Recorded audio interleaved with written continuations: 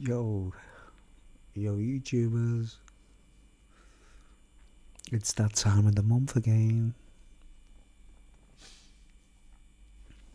Yo, YouTubers, it's that time of the month again.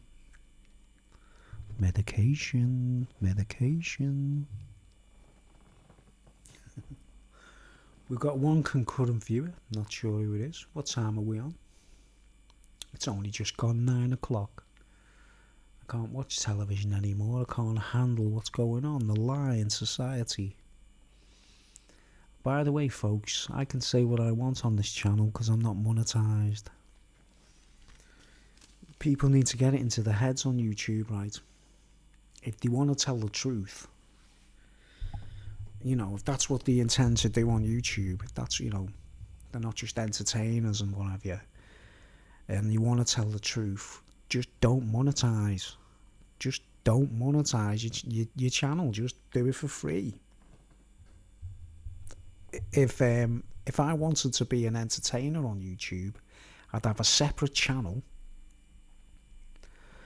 and I would monetize and I'd do everything that they ask me, because you know you're in a kind of business deal, a partnership deal with YouTube, and it's just like you wouldn't go on television, like, you know, say, you know, you wouldn't go on a television program in the adverts in between a television program and start talking about truthers and all that kind of stuff, or you wouldn't be a newsreader and start complaining about things while you're telling the news, would you? You've got to read the news as they show it in you know, what they call an auto cue, what you read.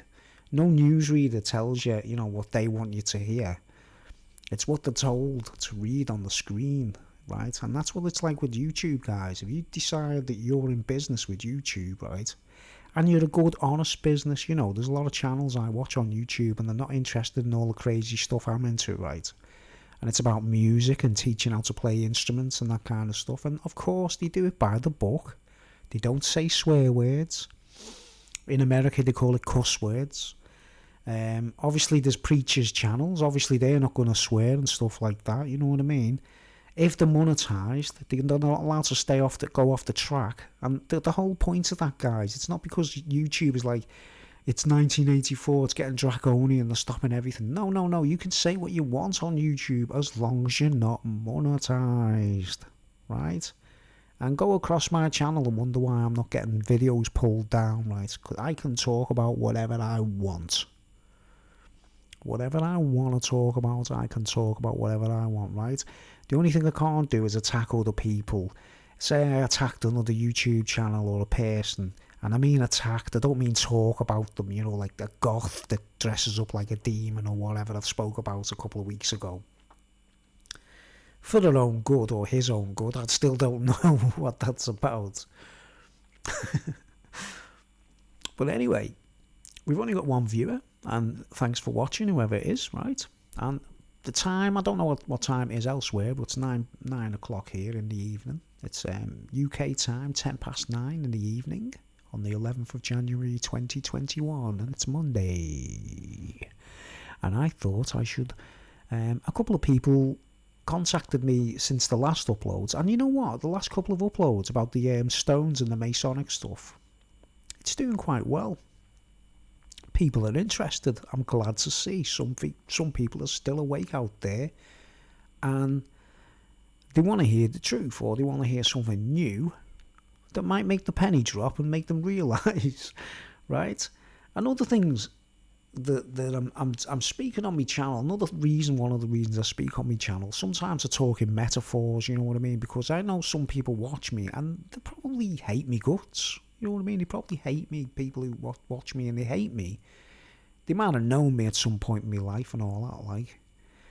And I don't know, they're just... And I don't mean people from way back. You know, I don't mean the people from way back when I used to practice in bands and all that. I mean, this is all since I got into drugs.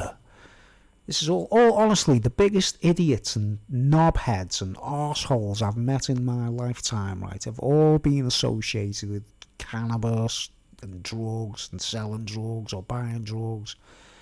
I just, you know, I've met so many arseholes, and I don't know what to say about it, like, you know, but that's their loss, isn't it? If they want to do that kind of thing, like, rather than just be ordinary people like me, right? Honestly, I met some seriously, I've met some good people out there, you know what I mean?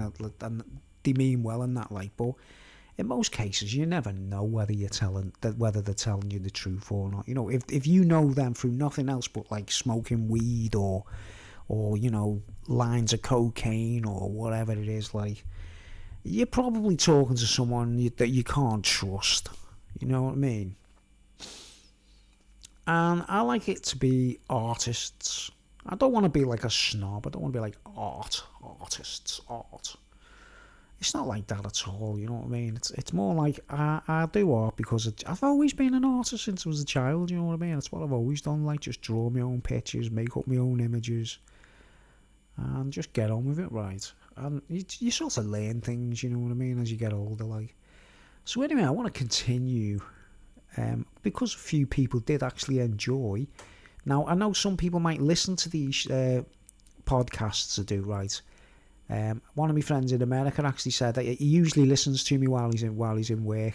So if you're watching and listening, thanks for tuning in. He's been with me for quite a while. He's from the old channel, actually. He followed me from the old channel to my new channel, you know, because when I switched down my old channel, I told a lot of people where I was going. I said, come to this channel because I'm closing this one down. And, you know, some people did actually join me on my new channel, which was cool.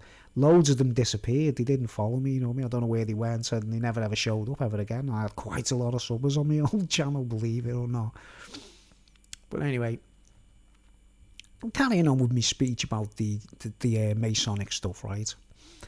Because I'm trying to be cryptic, and I don't want people to get the wrong idea, right? Now, let's get this straight, right, guys? Masons.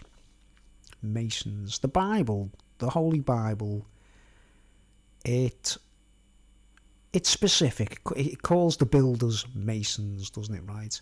Now, so obviously, right, now this is Masons are appointed to build, reawakers. John, hello, not at work today, is right. John's, come on.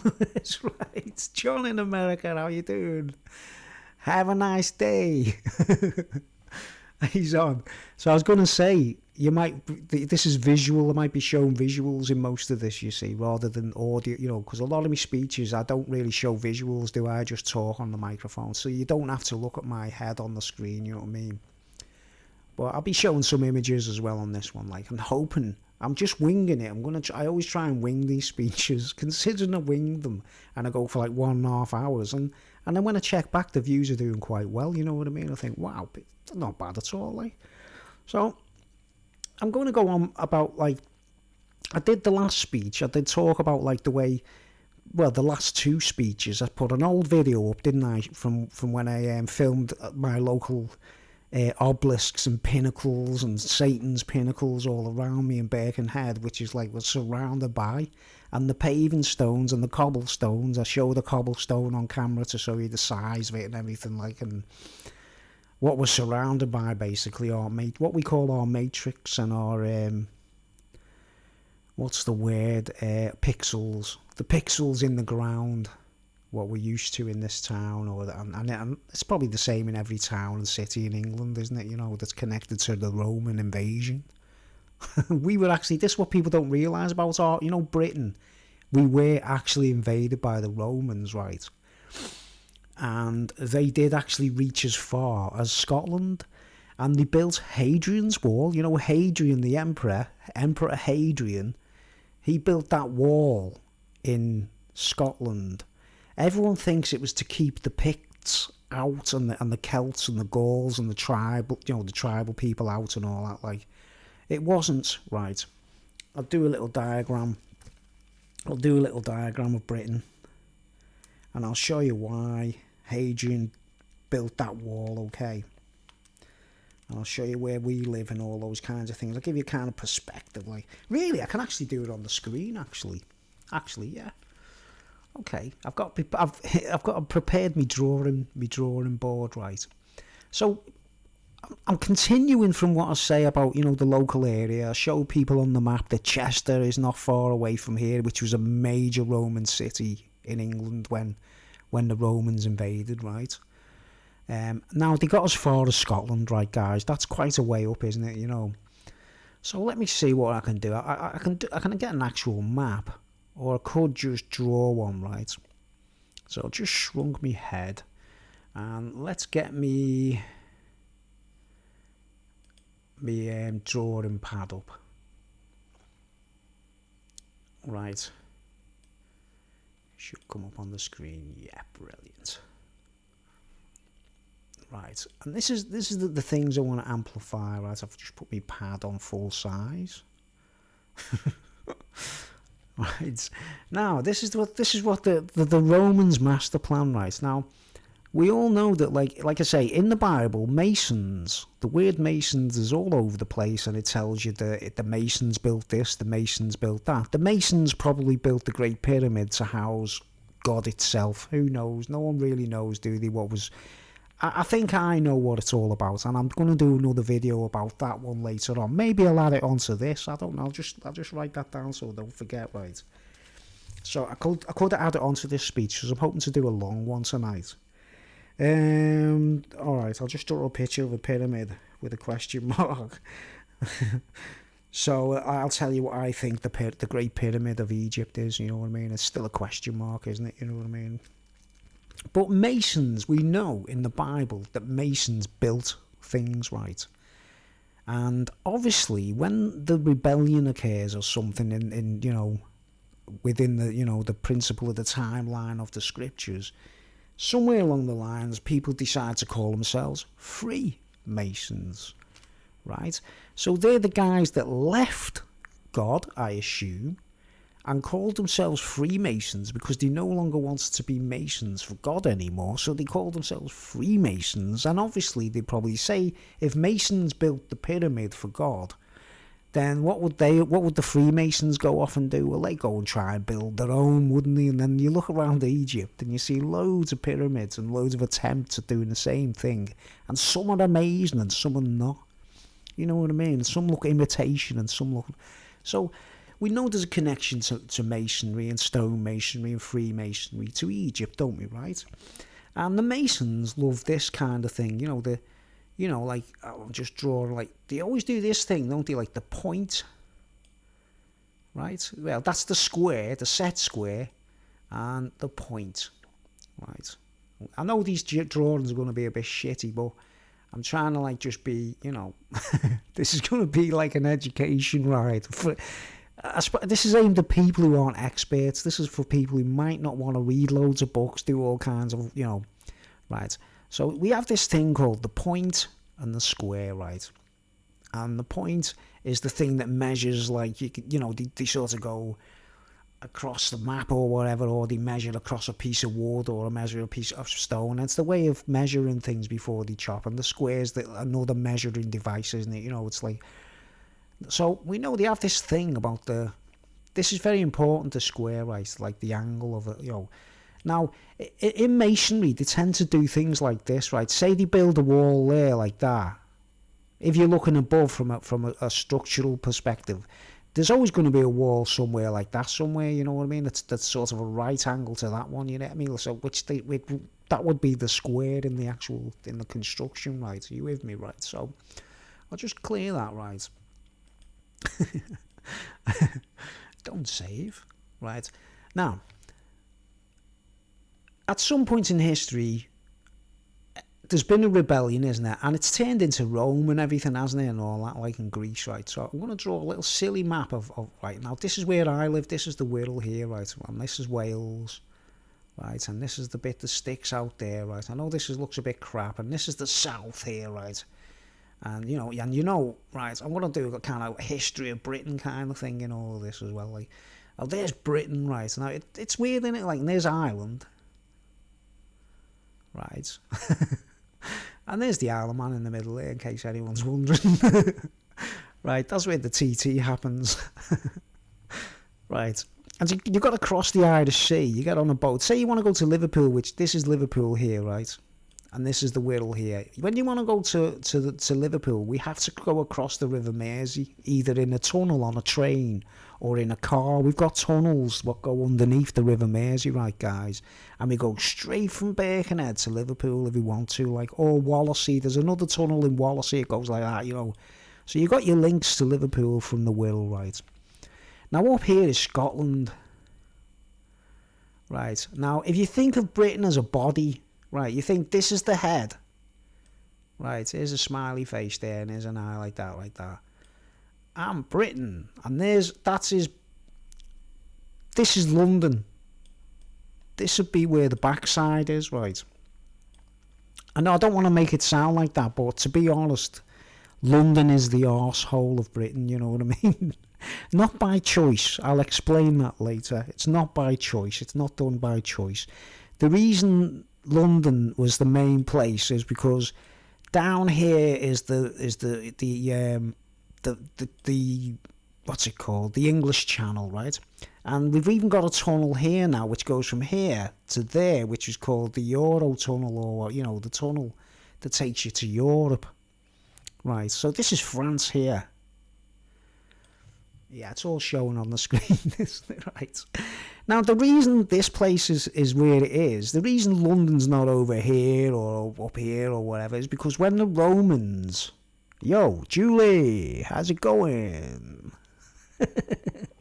Yo, Bruce, yo, Jules. So we got Julie on board. We've got 3 viewers at the moment. We've got John from America watching. We've got someone else. Right, well, anyway... This is London, right? This is a history lesson. I'm going to continue if you haven't heard the beginning, I'm continuing on from my speech about the obelisks and the stones and the blocks. I'm trying to give the big picture to anyone who doesn't want to read loads of books. You don't want to study. Even some people don't want to read the Bible. Some people don't want to study the Bible. It's okay. It's cool, you know. No one made golden rules that it's compulsory to have to do that. Like, you got to do that yourself in your own time if you want to. But anyway, here's the Channel Tunnel, right? And the point I'm making is about Freemasons and Masons. Nursery art map, exactly. This is the one. Like, there's where you are. There, Julie's here. Right, Jules is here on the Isle of Man. Right. Now I'm here on the Wirral, and this is Ireland. And this is Northern Ireland, right? So this is a border called, you know, that's Northern Ireland and that's Southern Ireland, right?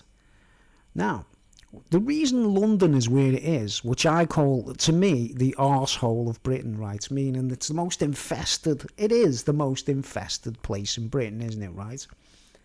Now, a strange thing someone told me once upon a time that, like, you know, drug users, this is like, I'm going to be, oh man, I'll try and go right across the board with this speech, right, and try and link everything. Remember the last speech where I was telling people that even the paintwork in the stonemasonry, they do it like alluding to cocaine and heroin, basically. You know, it seems to be very important in the Freemasons, not the Masons, the Freemasons world.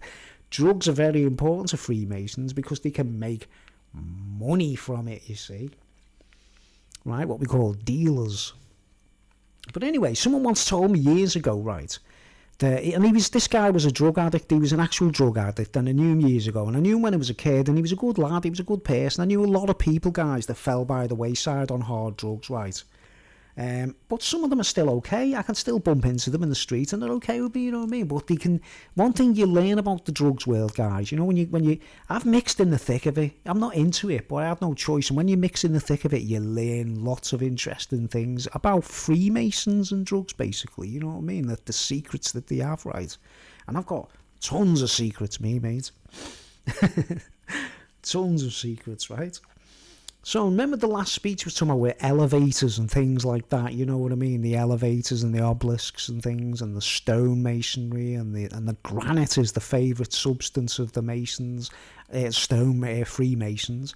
And the other interesting thing I learned is they might have been able to melt down granite until it was liquid, pour it into moulds, and man, that was like a far out revelation to me, that realising that But it's no surprise, you know, because they melt other things, don't they? They melt other stones and stuff, right?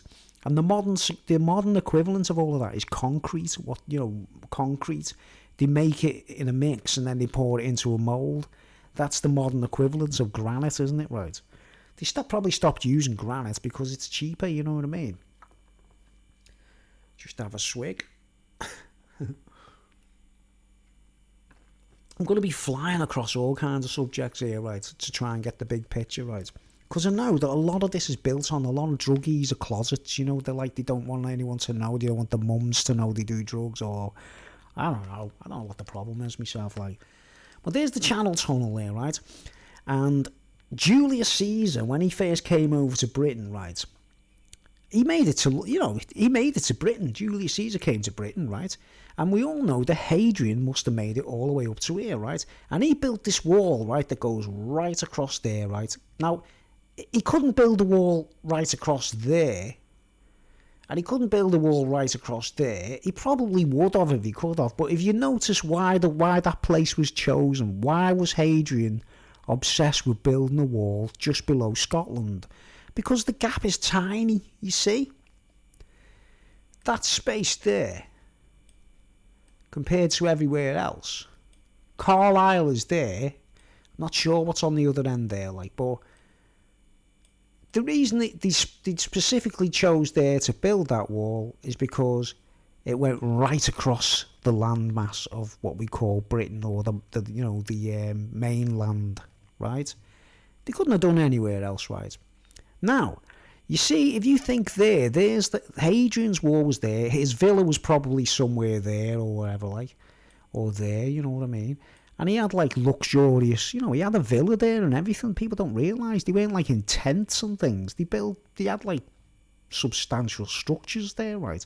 But these guys weren't going to give in without a fight, right? And these guys who come from here, Scotland, the Highlanders or whatever you want to call them, the Celts, the Gauls, they also could go on boats and go to here, you see. So you had, like, this traffic of warriors from Ireland, right, that would frequently, because if you look at the map, they're quite close, really. I should have done that a little bit closer to get a bit more of a realistic thing, but do you get me? While Hadrian and his Roman army and whatever, they'd made it all. Remember, Caesar had been, everyone had been in London. There's a Cleopatra's Needle in London to prove that, you know, what they're trying to do, you know, in the arsehole of Britain, right? It's a sad thing because it's not by will, you know what I mean? That's the place, right? The other thing that the Romans are fond of is building their obelisks right next to a river, isn't it, right? What they call a phallus, you know what I mean? It's a phallus, like, you know, there's the big obelisk there, like, sort of sticking up, representing Rome in Britain, like, you know. And if you follow, what you got to do is you got to go into the river there, and it's the River Thames, isn't it, you know what I mean? Your boat to go into there, and this is why they build the obelisks next to the river, because you can go into a boat and you can reach the city, the place where they're going to build, where London's built. And next thing you know, they build bridges, don't they? They'll have like little bridges. Like we've got one here. You see, we can get on a train or in a car and go across to Liverpool, right? But we have to pay. Do you understand? If we want to go from there to there, we have to either pay to get on a train or pay to go. No, if people drive a car through the tunnel, they have to pay, right? And where does that money go? Straight back to the metropolis, you know, the citadel, the metropolis, straight back to the Romans, basically, because they build everything near rivers and things, because they know they can charge people, right? And there's a bridge here called Runcorn Bridge. Chester's about there, right? Right, I'll just do an arrow. And Chester used to be called Diva in Roman, right? Which is a major port for the Romans, you know, like a major place, like, right? The reason it was major to them is because here is Wales. And Wales was connected to these fellas too, you see. So if you understand the Celtic and the Gaelic traditions, they're all the places where the mountains are and the hills and the wild woods and everything, right? So you know what the Romans do? They want to build everything, don't they? They want to make it look Right. Now, before we go any further, I'm going to show you an interesting clip from someone else. I hope I don't get monetized or whatever, like. I want to make this interesting, right? Try, anyway. Try my best. Right. Now, just shrink me map, right? And I'm going to show you a really interesting clip, right, that I don't know if anybody's aware of, right?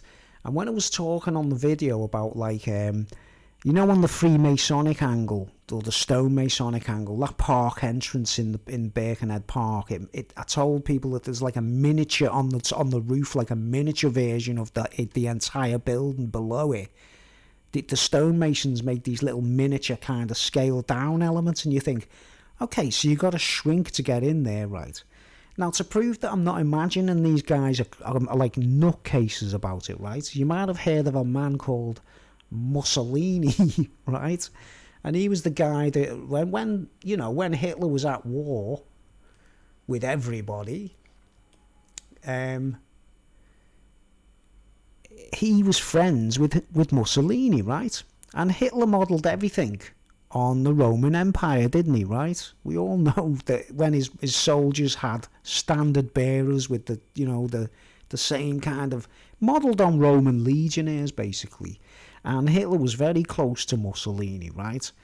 Now, are you aware of Mussolini's model of Rome that he ever built? Let me show you, because it's really fascinating. Now, this is someone else's video. If I get more, I've left the sound off because it's irrelevant, right, guys?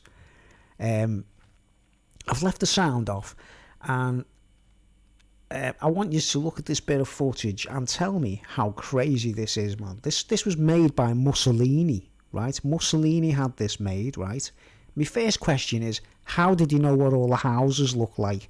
Where every house... I can understand them knowing where all the Roman temples were and the Colosseum and everything, because all the, the remains are there, aren't they? Check this out. I'll put it on full screen. What do you think of this, guys? In the comments section, if you've never seen this, this was made by Mussolini, all right? And it's on a table. It's like a train set. Some people have a train set in the loft.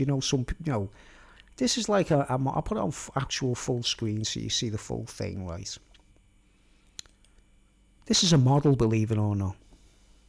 Hiya, Bruce Ladd, Ian Saxon, hiya. Okay, tell me what you think of this, guys.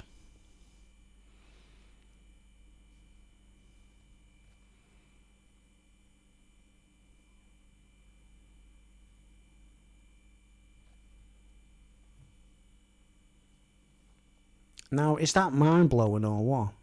This is all on a tape. So, soz for being late, lads. It's okay, you haven't missed much. I'll catch up so you can understand. But what do you think of this, guys? Look, see the little statues, even the little figurines under the arches on the Colosseum. How did Mussolini know where all the houses were and stuff, man?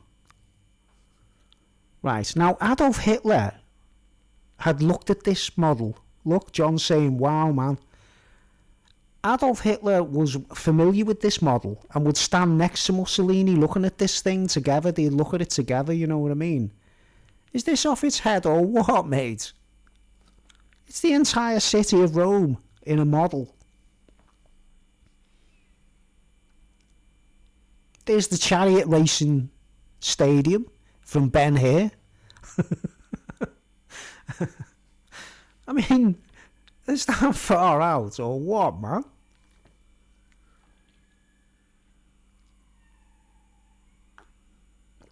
Look at the little figurines in the Colosseum. The little archways. There's like little figurines. They've even put them in there. It's exactly as it looked. How did they know?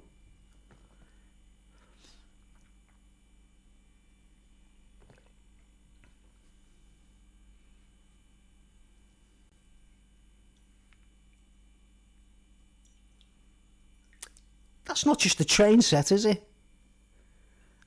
That's not some Anorak's train set in the loft, man. That's like...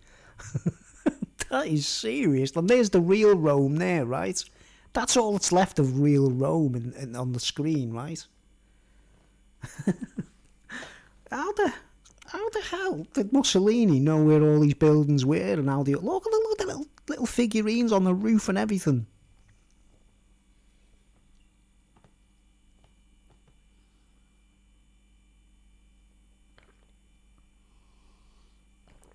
Statues, idols, Look at the Colosseum. Look at the little figures in the window, you know, in the little oval, little archways.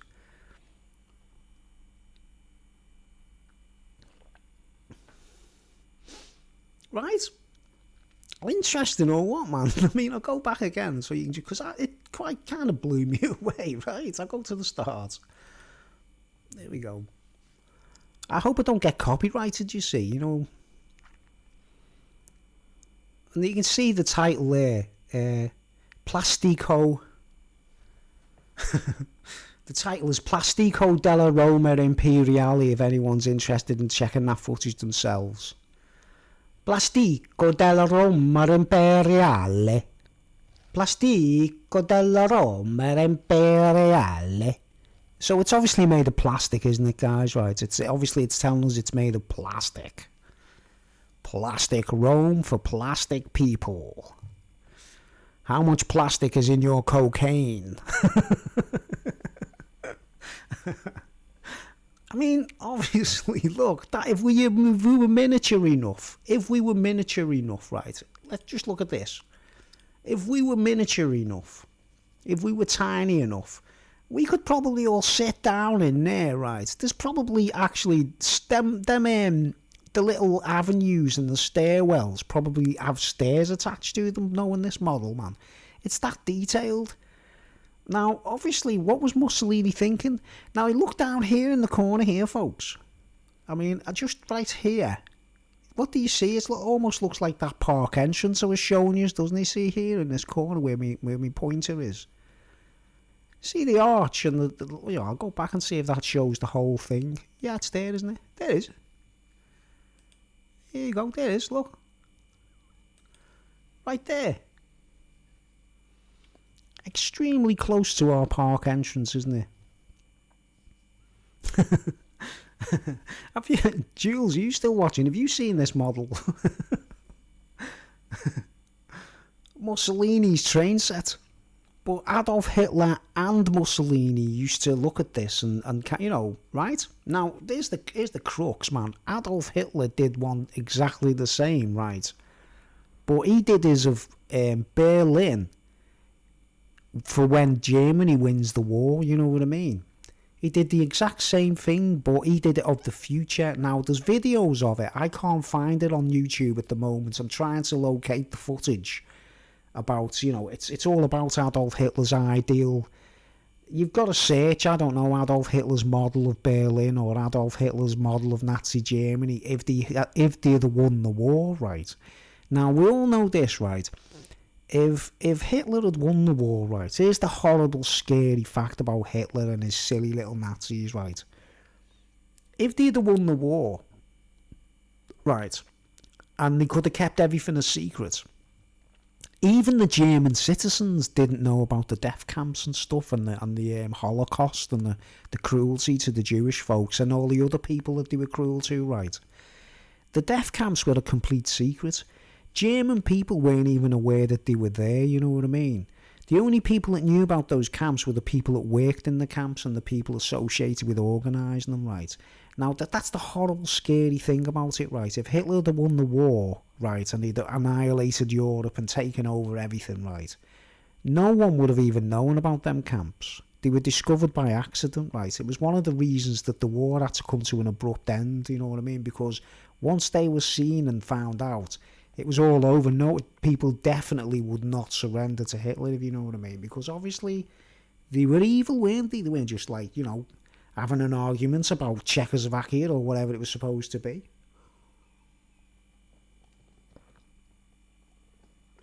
I'm just drinking my tea while we ponder upon this. But we could. I'm sure that could occupy little tiny people. And then they'd have little tiny, like, people doing the, you know, the little tiny gladiators and little tiny circuses and what, you know, the circus. The famous circus. Well, you see, there's our version there. That thing there kind of represents, see, there's the pathway to Birkenhead Park. It's everywhere, isn't it? There's Roman architecture everywhere. Now, when I was a child, I used to love it. I used to look up and think, wow. I mean, I always remember the very first time we went to Liverpool to see Ken Dodd, you know, the comedian Ken Dodd. we went on a coach trip and we were taking, the Birkenhead Park Arch. Look, he spotted it. Ian Saxon spotted it there. Yeah, you see what I'm saying? There's no big triangle of pixels on the floor like as of yet like that, but there would be, wouldn't it? There'd be cobbles everywhere on the floor. Just because this is a plastic model. Right, but anyway, I always remember when I was a child, right, and we were taken to see Ken Dodd in concert, the comedian Ken Dodd and the Diddy Men, right? And I always remember getting off the coach, and it was the first time I saw St. George's Hall in Liverpool, and it looks like a Roman temple, you know what I mean, or a Greek temple. And I always remember getting off the coach, looking up and seeing St. George's Hall, and looking around thinking, are we in ancient Rome? Are we in Greece? Are we in ancient Rome? I thought we were in ancient Rome, and we were only in Liverpool. Right. But is this amazing or what? Here we go. Here's the model. Ian, what do you think of this model of Rome built by Mussolini, which Adolf Hitler was familiar with as well, right? Now, Adolf Hitler had his version of Nazi Germany built should they have won the war. You know what I mean? It had all been changed, right? But you see this model, man. So you understand what I'm saying about the way stone masonry can shrink people. It does actually physically, metaphysically take people to a smaller dimension, right? But that's outrageous, isn't it? Mind-blowing. I mean, who on earth? How? Where do you start when you're making something like that? And where did they get the information on all the buildings? They must have some kind of time machine, mustn't they? They must have some kind of way of getting back to ancient Rome. And it's all still there, it's all still intact on certain levels, 33 levels of Freemasonry. You see what I'm saying? The Freemasons, they went off and built their own things. So there must be an ancient Rome somewhere that's still intact, because no one could possibly know all this. Come on. But Mussolini was obviously... See, John's saying mind-blowing. It's absolutely astonishing, isn't it? What on earth are they thinking, man? And there you go. Here's the real Rome as it looks. I mean, there's the park entrance there, look. It's crazy, isn't it, man? Crazy. Okay, right. So, man, I'm blown away myself every time I look at that, right? But that's a train set, isn't it? You know, them geeks, they in the loft, they have a train set, and they go up in the loft and they've got an entire train set. I mean, look at that there. See the little figures? So I actually take it that Mussolini intended that, like, say, secretly, they could shrink and they're all living there somewhere. There's little mini Hitlers and mini Mussolinis all living in there or something. I don't know. They could have somewhere to hide, haven't they, if they're still carrying on what they're doing? Everyone, let's see. Someone has individually made all those buildings. Man, the hours to do that. Exactly right. And it's made of plastic, right? See the title, Plastico. Right, it's made of plastic. Right. Now, I think the world of cocaine, you know, the actual drug world, cocaine, and I don't want to talk about these things on YouTube just yet, because I don't want people getting the wrong idea thinking that, like, oh, Bruce knows all about this. Look, man, you got to find out things. You got to do your homework, haven't you? You know what I mean, right? But I've always seen cocaine as a very plastic environment, right, guys? For a start, when they're chopping it up on the table, they're usually using a credit card. Now, what do we usually call a credit card? We usually call it plastic, don't we? We go, oh, you know, I've got a bit of plastic, I'll buy something with it, like, you know. And the credit card is the favourite, you know, most people chop with their... I mean, here's a fascinating fact. You know Elton John, the singer Elton John, right? So people think I'm cruel to him or everything because he's gay and all that kind of stuff. I read a story about him. He threw a birthday party, right, for his 50th birthday or something, right? And everyone was there, Freddie Mercury, all these rock stars and that, right? And on the, you know, when you sit at the table at the guests and that, you get like a little card with your name on it, like.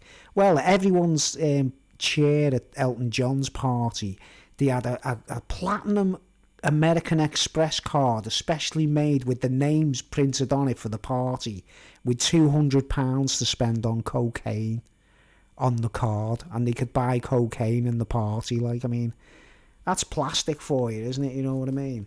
And people wonder why I don't like, you know, but when you look at this, man, you realise, don't you, why they love plastic so much? You know what I mean?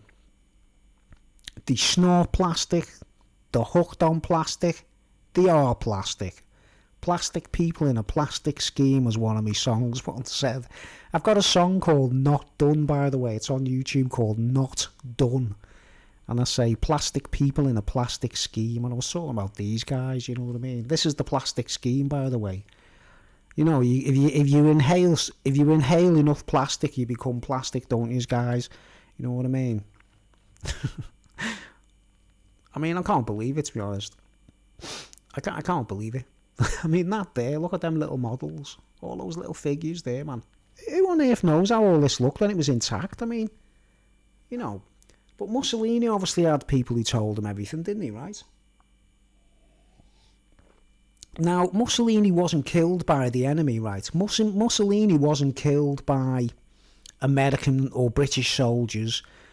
Mussolini was killed by his own people, right? People want to realise that. Mussolini was, once they sussed him out, that he was a fascist, that he was, you know... Italians killed Mussolini. Not British or Americans or Allied forces.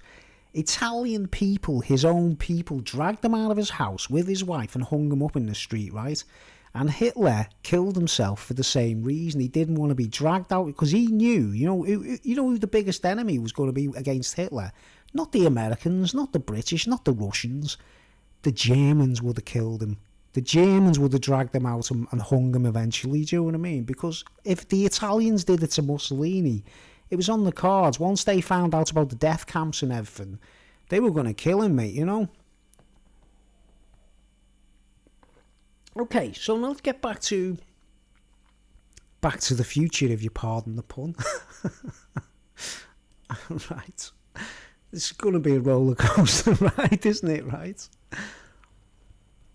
Okay, so we get back to the map, right? Now, the Romans, they came across here, across from Europe, right? They made their way from Italy, got to France or whatever. And remember, Hitler was obsessed with Paris, wasn't he? Oh, man. I should get a Nobel Peace Prize for this one tonight, guys, I tell you. If I don't get anointed as a rabbi in the next 2 weeks, you know what I mean? Right, well, now we've got a tunnel, haven't we, right? We've got Brexit going on in our current climate, right? Brexit, right? And what was the point of us building this tunnel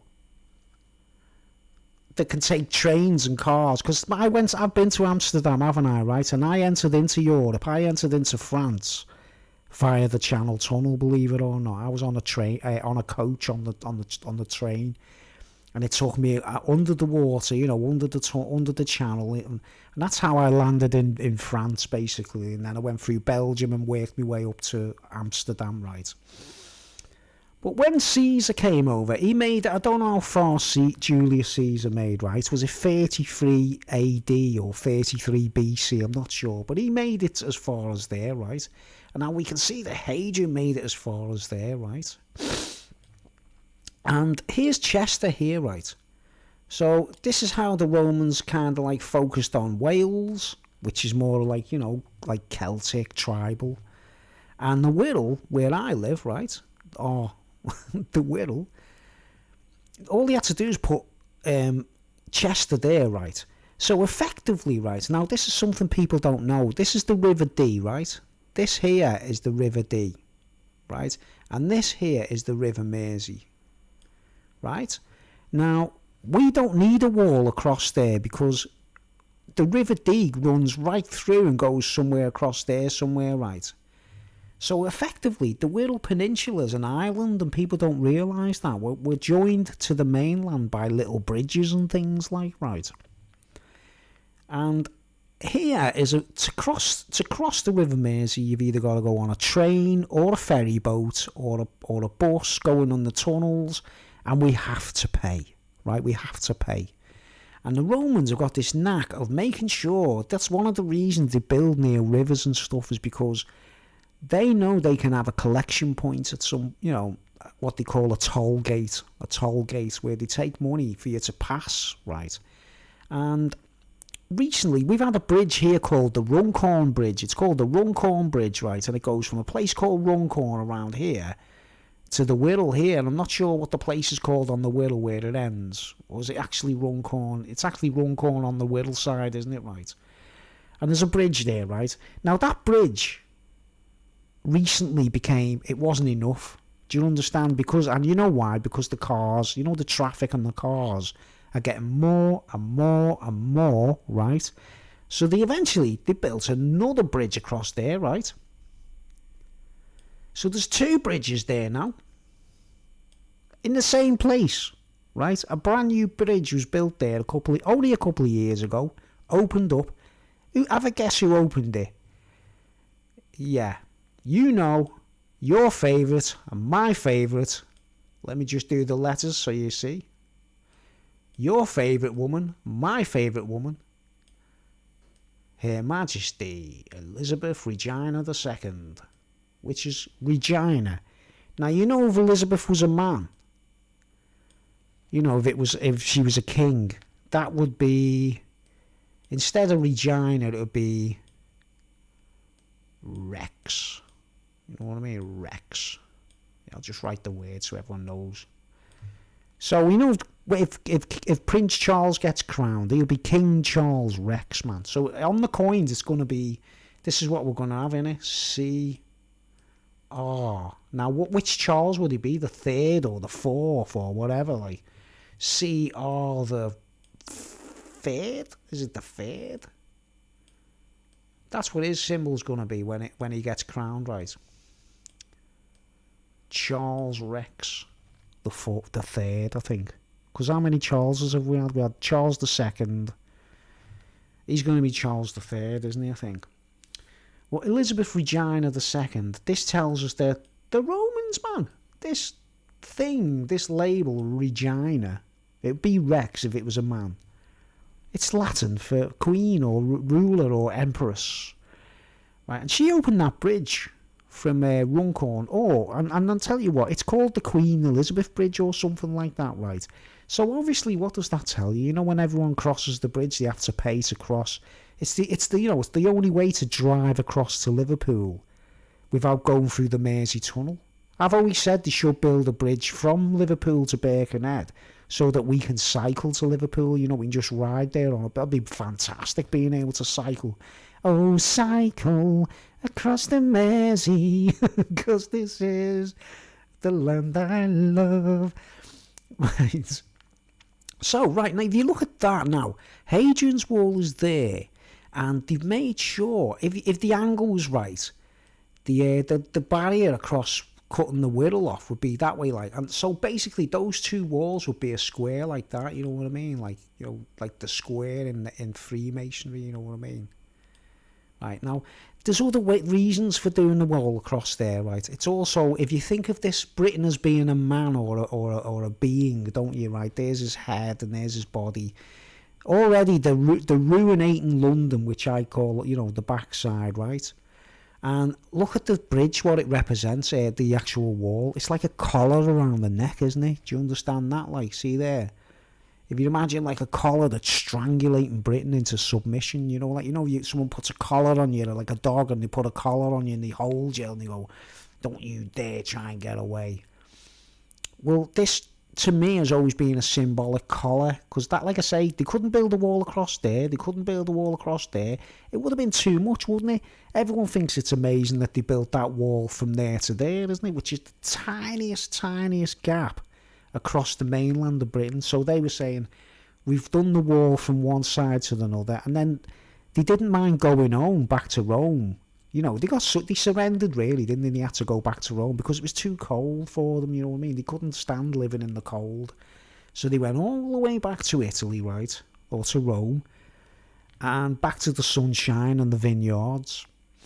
And they left that wall there. And the first place in Britain that had drugs problems, prostitution rackets, all the, you know, underworld, all the things associated with the underworld, all the stuff I'm talking about in the park when I was talking about the obelisk. Like this town where there's an obelisk, we have all kinds of trouble with drug dealers and things, right?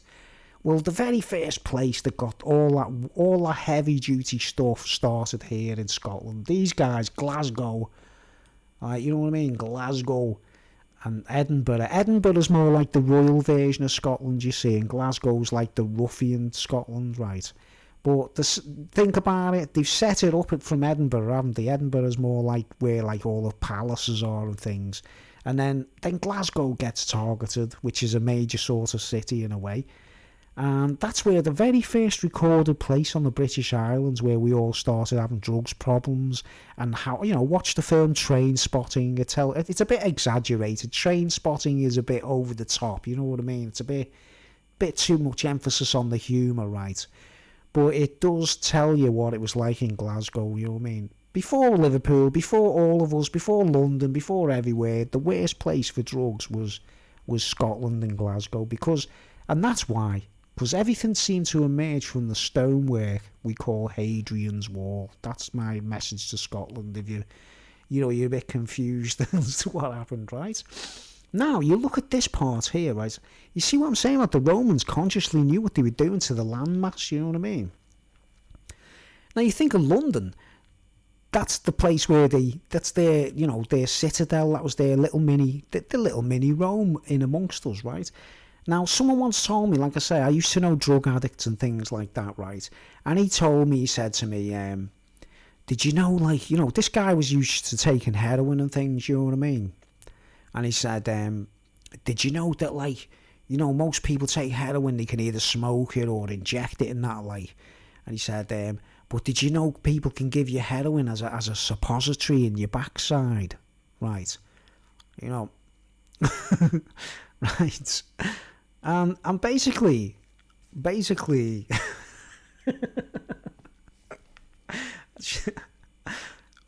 can enlarge this piece of paper, can't I? Let's see. Yeah. Right. Now, a suppository, right, guys? You know what a suppository is? It's something that they put in our bums if they, saying...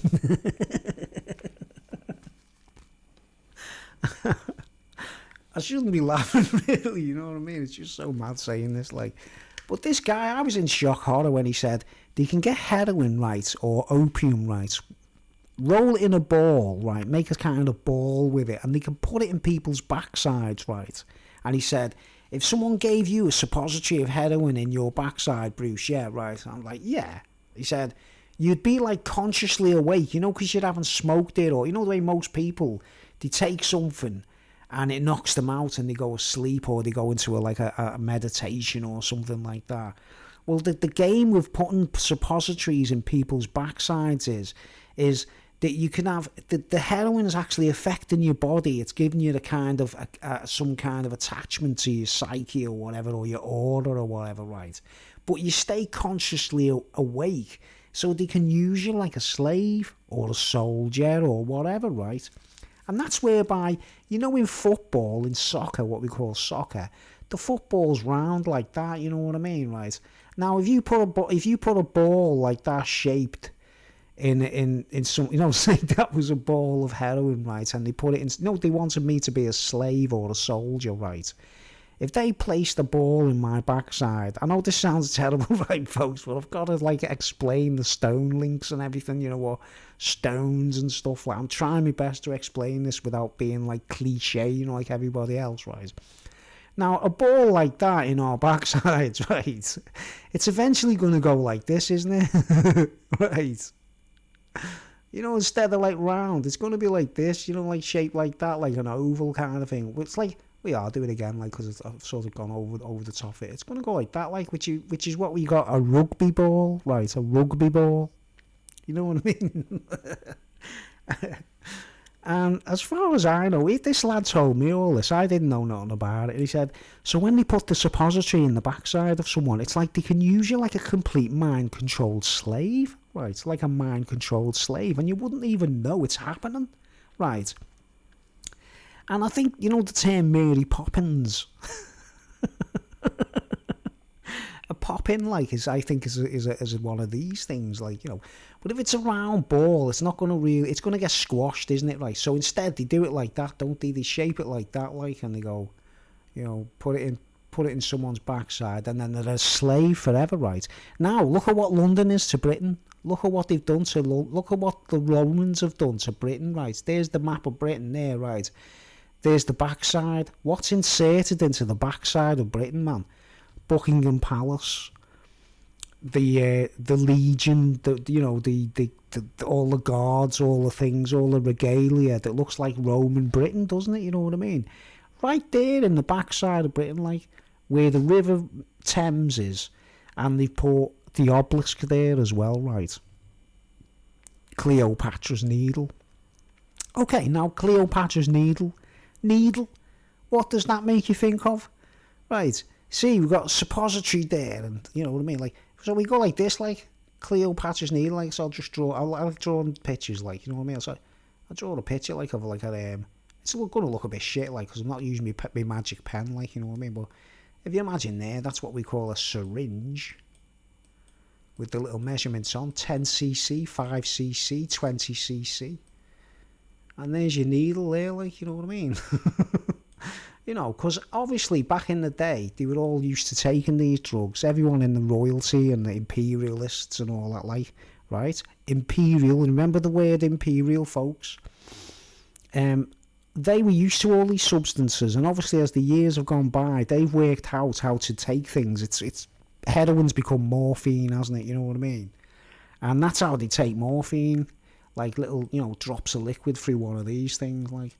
Right, so Cleopatra, even the name Needle, Cleopatra's Needle, you know what I mean? It could have something to do with this, couldn't it? You know, like a needle. You get a jack, you know, when people jack up, like, you know what I mean? Jack it. Jack be nimble, Jack be quick. Jack jump over the candlestick. Right, so you get like, everything seems to allude to me. I look around at everything and it all alludes to the drug world for some reason, like, right? And what's drugs great for? Making slaves out of people, right? Now, you don't believe me,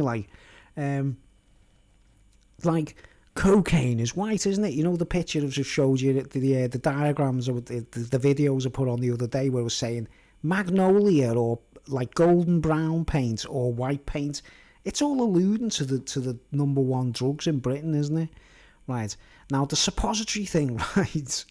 Like, I know they used to do this, right? I know that they done this, right? Because it's the only way they could use you as, like, you know, using you as a slave, but you're intoxicated, right? Now, here's a story. I don't know if I ever told this one on my channel before. This guy went into ancient China, you know, he went travelling all over the world, and he found this city in China, or this little village in China, that the British had been there during the Empire and things, right? And you know, the Opium Wars and all that. The British got the Chinese hooked on heroin, guys, not the other way around. All that stuff came from Britain, you know what I mean, when they done the Opium Wars, right? And this guy went into a Chinese village that was in the middle of nowhere, and he found all these Chinese people still living there. The British had been there and got long since gone, you know what I mean? And he stayed there, right? And he fell asleep there, you know what I mean? He was a traveller, and they put him up there and everything. And then he woke up in the morning, first thing in the morning, like 6 o'clock in the morning, right? They had a gramophone on playing Onward Christian Soldiers, right?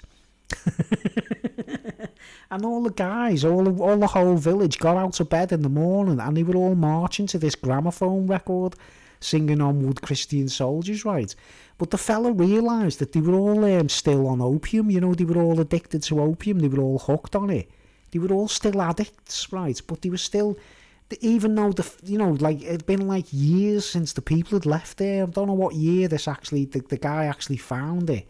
You know what year he actually found it. But you know a gramophone where you turn a handle and it plays a record with a speaker, you know them gramophones got like a trumpet, it's like Onward Christian Souls. So these white British imperialists had hypnotised this entire village on drugs, basically. They were all high on drugs, but every morning, like clockwork, they still got out of bed in the morning and all got together and done, like, you know, assembly in school when we had to do assembly in the hall.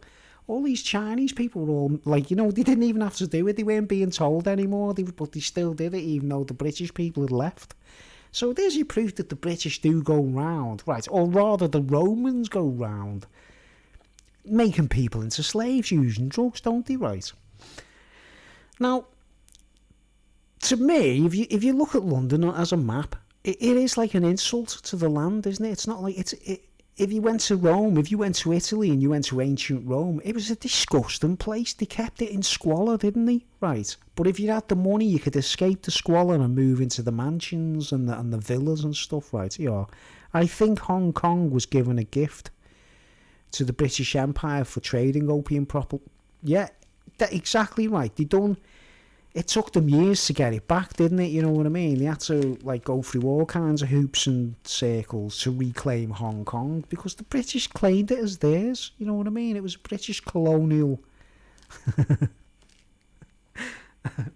So we're seeing a link between slavery, aren't we? You know, like the insistence of making people slaves and all that. Like, now obviously when the Romans came into Britain, they had knowledge of, they used hemp. They were into cannabis, right? I'm seeing loads of people go mad in this country over weed, right, guys? I do it from time to time, you know what I mean? But I don't worship it enough, and it's not a big deal anymore. But I've noticed that's controlled, you know what I mean? If you watch any documentaries about Rome or programs about Rome, the series called Rome, there's an actual decent series called Rome, and it was made a few years back, you know. And I always remember watching that, and they're smoking hemp. They call it hemp, like, which is weed, basically, you know, in the Roman term, like. So they knew everything, guys. They knew about cocaine, they knew about heroin, they knew about hemp, weed. Everything that's happening to the world today that's being made, like, as though... I mean, if it was it's against the law still in this country, right? You know what I mean? Cannabis is against the law in this country, but there's loads of weed heads. Heroin is against the law in this country, but there's loads of heroin addicts. Cocaine is against the law in this country, but there's loads of cocaine addicts. What's the law doing, guys? What's the law got to do with anything? They're not doing nothing, are they? Right, because obviously they want it like that, don't they? Right, and if I get stopped in the street and I'm carrying drugs, I get a fine and it goes straight back to Buckingham Palace, doesn't it? The money they take off me, you see. You see the system? But they built this bridge that takes you all the way to Europe, right? And then we've got Brexit going on, right? Hadrian built this, which, if you look, you see what I'm saying? It is like a dog's collar around the neck. It's like keeping an animal under, you know, like it's saying we've already done that. We've claimed that land. We can go back home now. They didn't realise Rome was going to fall apart in the future, did they, right? Mussolini's got his mini citadel. Now, you see what the plans were during the Second World War. No one thought Mussolini was going to get dragged out and hung by Italians, you know what I mean? Right. So, this is what I'm going to say. This is the point. You know, like the video I made where all the stones that the Romans use, it's either linked to... I mean, there's a band called Stone Temple Pilots. I mean, what is a Stone Temple Pilot? You know what I mean? But you know all the members of the Stone Temple Pilots, or the singer of the Stone Temple Pilots, he died of heroin addiction, you know what I mean? These guys, when they've got these kinds of terminologies going on, they're usually addicts. You know, they're usually addicted to drugs, either cocaine or heroin, right? Now, you've got sweets in Britain. I don't know how to do a search and see if I can show you a picture, right? I'll just shrink my picture, right, my map. So you see the big picture I'm telling you about how Rome has slowly infested Britain with its cities. They put a city there, city there, city. They're basically trying to get them, and all the green land, like Wales, for example, it's full of farms. We should be allowed to go to Wales and build a cottage, and no one can stop us. But we can't, because they put fences everywhere and put sheep there and said it belongs to the farmers, right? So if you even camp there, you get arrested or you get chased off the land. And it's all owned by the Prince of Wales. And who's the Prince of Wales? Well, guess what? Yeah, it's going to be Charles Rex. You know, he owns Wales, apparently. He's the Prince of Wales, like. And yeah, he's from... They're Romans, man. You know what I mean? They're Romans. No, make no bones about it. Right, now, here's me crazy thing, right? Jordan, say, for example, you know, when... I'll just put my picture up a bit, like, right? So you can see I'm still here, right? Now, you know, here's the weird bit, right? Now, I've got evidence to prove that, like, I suspect, you know, when the Indians were invaded in America, right? It was all the signs of the British again, in my opinion, right? Everyone thinks of the General Custer and the cavalry and everything all being Americans. Where did they come from, guys? They were all from Ireland, weren't they? All from Britain. You know, there was like a... You know, they weren't Americans. They were from Britain, weren't they? All the settlers and all... Where all them cowboys came from and all them cavalrymen and everyone. They came from Britain. You know what I mean? They all arrived from Britain in America, right? And then, did you know that Chief Sitting Bull actually met Queen Victoria? Okay, now I'll just get a video of mine. I'll just find a video of mine. This is going to be fun, this video, isn't it? It's going to be actually good. Like, I'm just going to try and find a video of mine that you might not have seen on my channel, right? I'll just do a search. Hold on. I can play this because it doesn't need copyright. Trying to make this really... Is it interesting? Are the kids happy? Are the kids happy out there? Is this okay? Is so far we... are we riveted? Are we riveted? I don't know. It's not for me to say, is it? Right. Okay. Now, I'll show you the video. I'll just do the search. I have to do a search to find my own video on my own channel. Chemtrails above Buckingham Palace. All right, folks. I'm just going to flow. I'm just going to flow with this so that, like, you know... I want to make it as interesting as possible for anybody who watches, basically. Right, I'll just... okay. Now, I can put the sound on this because it's my video, right? Let's just make it like a separate screen. Okay. Now, I'm going to show you some details in this because I've been to Buckingham Palace once in my life, right, folks? And I filmed this video, and I didn't go there as a tourist or anything, right? I was on my way back from Amsterdam, you know, and in London you'd have to wait for a coach to take you from London back to Liverpool, if you know what I mean, right? So while I was there, I thought, wow, I've got the chance to film Buckingham Palace, man. Right? Now, what amazed me about this video... Here we go. Who's it? Oh, very interesting. Mind blown. Yes, very mind blown. I think I'm very interesting, Bruce. Yep. Okay. That's what I'm trying to do. Let's stay riveted. Let's stay riveted, right? All right. Here's my. I don't know if any of you seen this video on my channel of the chemtrails above Buckingham Palace, which I filmed myself. I'm actually in London filming Buckingham Palace, and I noticed, oh my word, there's lots of chemtrails here. You know what I mean? That's why I started filming, like, right. Let me show you. So even above London, even above Buckingham Palace, right? And this is me in London, Buckingham Palace.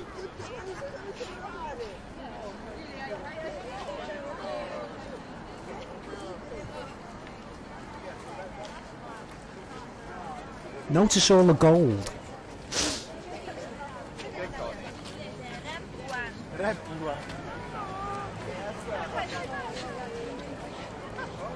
Big scary robots.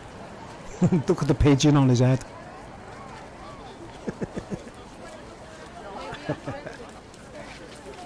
Right, I'm just filming Buckingham Palace, see, I'm not actually, you know, and then I realised there's chemtrails, right, watch.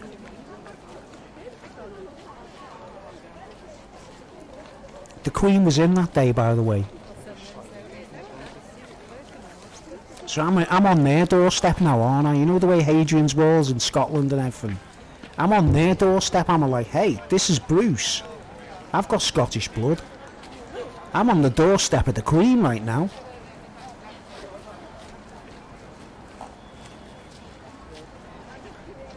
See, through my camera, you see it differently, don't you? You don't, no doubt the television shows the palace and everything. Through my camera, it just, everything seems different, doesn't it? Because it's my camera. You know what I mean? The big Roman villa in England, in the arsehole of London. The arsehole of London. Britain.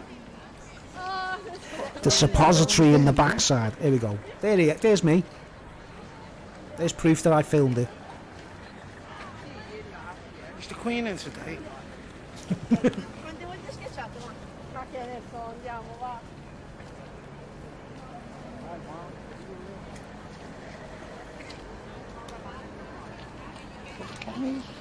There we go. Look at these chemtrails now, guys. What's these two jets crossing? See these two jets crossing? You see that, the way they cross? I'll just go back a bit. Right, I'll pause it. Look at that, mate, for organised chemtrails there. The chocolate starfish of England, you got it right, man. That's it. The rusty sheriff's badge of England.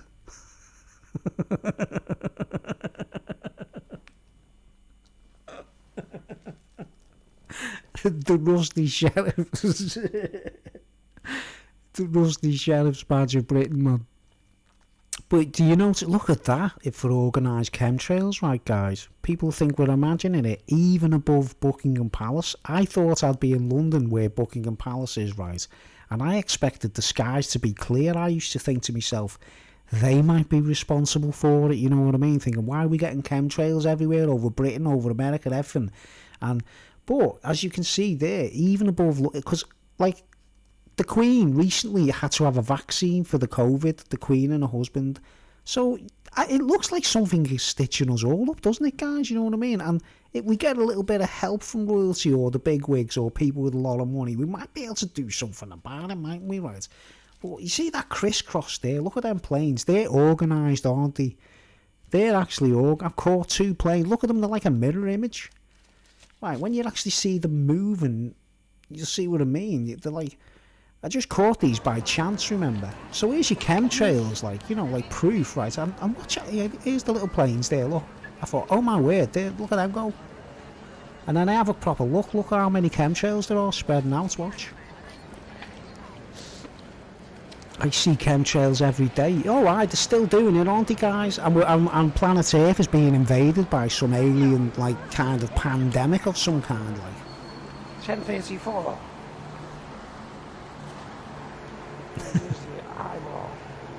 There's the London Eye. You see the eye?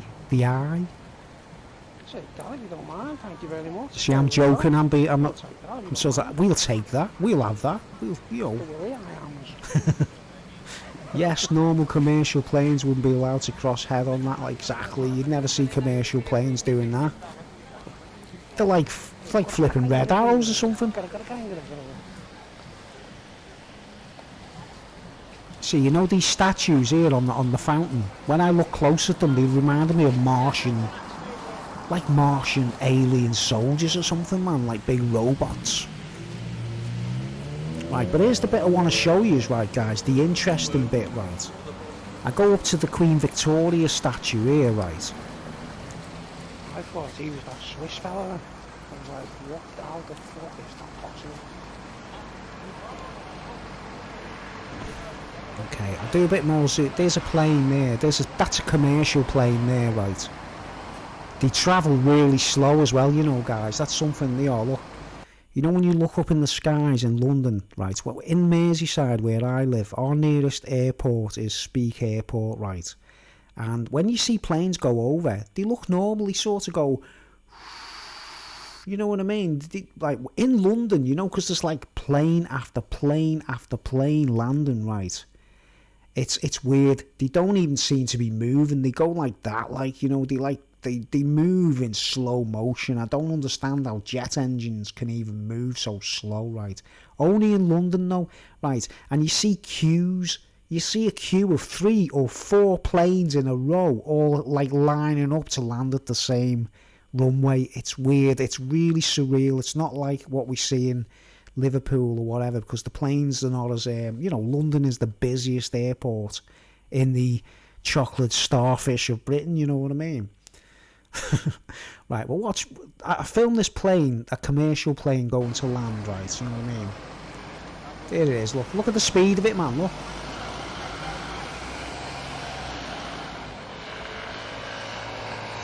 They're like slow motion. It's weird. You've got to see it to believe it, right? It's a completely different canopy over the roof of London. Look at the chemtrails in the background, man. See them all. Look at the chemtrails. See the strips across the sky. Look. Yeah, I do film them, like. Look in the distance there. Look. Are they commercial flights? People still telling me chemtrails weren't real. Get out of my classroom. Yeah, now where's Queen Victoria, right? There's the statue of Queen Victoria. There's the orb, which is like a simulus of the world. That's meant to represent the earth, isn't it? Like, and we hold this earth. This is our earth. And I'm like, you've got chemtrails above your head, love, and you can't do nothing about it, and it's your earth. Are you going to wake up or what? Right. Here's the interesting bit, right? You don't normally see these things on television, right, guys? Watch. Right, so zoom into that, right, to tell everyone that, like, you know when the Bible says, I will turn your gold into rust and all that, like, now, how much gold? Say we could strip all this gold leaf off this statue, right? How much would there be, right? Let's have a look.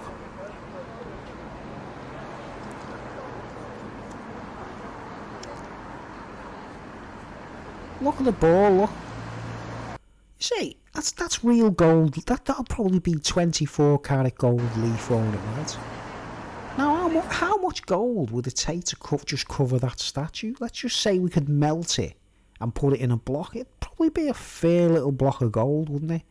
So when people are pointing at people saying, you know, when they're reading from the Bible and they're saying, I will turn your gold into rust and that, it's not talking about people's golden rings or necklaces or whatever. It's talking about all this stuff. It's talking about loads and blocks of gold that they use for the mirrors and everything, right?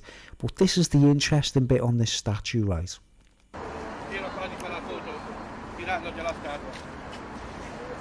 The bit that I thought, I've never noticed this on television, like. Look, that's to prove that it's me, like. Yeah, they're the ugly man there, right? Roller coaster ride. In London. They should have been asking for my autograph, shouldn't they? Here we go, look at that. Right, what do you see there, guys? What do you see there, right? The Imperial Eagle, but doesn't it look American? Doesn't it look like, you know, it looks like what the Americans used to do, doesn't it? It doesn't look like, that doesn't look British, that looks American. See the style? Isn't it? That's like, you know, General Custer, and I've always suspected that the American, you know, the British were responsible for taking the land off the North American Indians, you know what I mean? And there's your proof there, there's the symbolic, there's the eagle carrying, and I suppose it's saying I'm carrying like an olive branch if you're going to be peaceful, but if you're going to kick off on us, like we're going to do you in, isn't it? That's what they do. They have, you know, the American seal, it's got arrows in one claw, hasn't it, right? And in the other claw, it's got an olive branch, and it's basically saying, it's peace if you're good with us, and if you don't like us, we're going to kill you, you know what I mean? But it turned around, didn't it, when you know, Little Bighorn and things like that. You know, the cowboys got their asses kicked at Little Bighorn, didn't they, right? But you see this eagle here, right, which represents Imperial Rome, doesn't it, you see? See the point I'm making? The Imperial Eagle, it's not like, you know... Now, I've got this thing about eagles, right? If an eagle's born in captivity, it's useless, right, folks? It's useless. Because... It's affected by humans, isn't it? It's actually affected by the humans, and it's no longer, you know, they say a bird in the hand is worth two in the bush, right? A bird in the hand is worth two in the bush. Well, you know, a bird like eagles in Britain, in Scotland, the golden eagle's eggs were hunted until they almost extinct. Eagles all over Britain, ospreys, all kinds of birds of prey were hunted. Or people were taking the eggs and making sure that they couldn't survive, basically, right? Now, you look at that there, there's proof that British people, we've got that eagle symbology. It looks exactly the same as what's on American notes and dollars and things, doesn't it? It's definitely got that look about it, which goes back to Rome, doesn't it, right? I'll show you some interesting things. Now, so you see what I'm saying? The point I'm making about, like, I think... the Indians weren't just battered by Americans, they were battered by, I think, the royal family were behind all of that, right? Now, Chief Sitting Bull, you know, the main chief of the Sioux Indians, actually met Queen Victoria in the flesh, right? If you check that out in history, if you want to go and check it out, did Queen Victoria meet Sitting Bull? Now, how was that possible? She obviously went to America, didn't she? right? So you can see that they're making the stake and the claim, aren't they, in America? And they were taking the land off the Indians as well, right? Right, now here's where the magic comes in, right? All the eagles, right, so there you go, that clip finished, right? All the eagles in the kind of Roman emperor type realm, what were they famous for? They were famous, they called them beastmasters, didn't they? You know, they have someone who looks after all the animals. Right, all the animals in ancient Rome were looked after by a man they called the Beastmaster. And he'd train the, they had everything, didn't they? Leopards on leads and stuff like that. You understand the collar around the neck? You know, the collar around the neck symbology, what I'm telling you about. Just a reminder. You see, I go backwards and forwards, so, like, I want you to get, like... It's really difficult storing all this stuff in my own head, let alone trying to tell other people about it, right? So we go back to here, right? The collar around the neck, right? And Romans are fond of doing that, aren't they? Putting the leads around the necks of animals, leopards, whatever, like keeping them like a souvenir, right? So did they see Britain as a leopard maybe? I don't know, or a lion or a tamed lion, right? And here's London there. I've just showed you footage from London, from the chocolate starfish, where all the drugs are coming from, where these things come from, suppositories, right? That, you know, if we were... People might think you are off your head, right, Bruce? Now, I showed you like a master plan of, you know, the Roman stone is this, isn't it? Like, there's something to do, there's a connection between things turning into stone, right? Now, I'll just show you the picture of, what can we do? How can we do this? I'll do a search. Let's see. Right, have you ever heard of sweets called mint imperials? Right. I'll tell you what, I won't do it in the actual, I'm going to do it on YouTube. I don't have to do it on YouTube. I'll open a separate page, right? Here's my news, by the way. Right, mint imperials, right? Remember what I was saying about suppositories, right, guys? This is going to be the weirdest. Here we go. Here we go. Let's have pictures of mint imperials. Any more? Where's the pictures? Here we go. See all images of mint imperials. Look at this. These are sweets we have called mint imperials. Now, do you guys in America have these sweets? You know, because we've got all kinds of stuff here, man, and it gives the game away. You know what I mean? There's all kinds of sweeties, like, but these are called mint imperials, right? Right, and it's Uncle Joe's. Here's a picture there, Uncle Joe's mint. Here's a whole jar of mint imperials, Uncle Joe's mint imperials, right? Remember what I was saying about suppositories? You can do it with cocaine as well. Has anyone heard? I don't want to be rude, or, you know, have you ever seen the film Wolf of Wall Street? And you see, he's blowing cocaine up some woman's backside with a straw, basically. You know what I mean?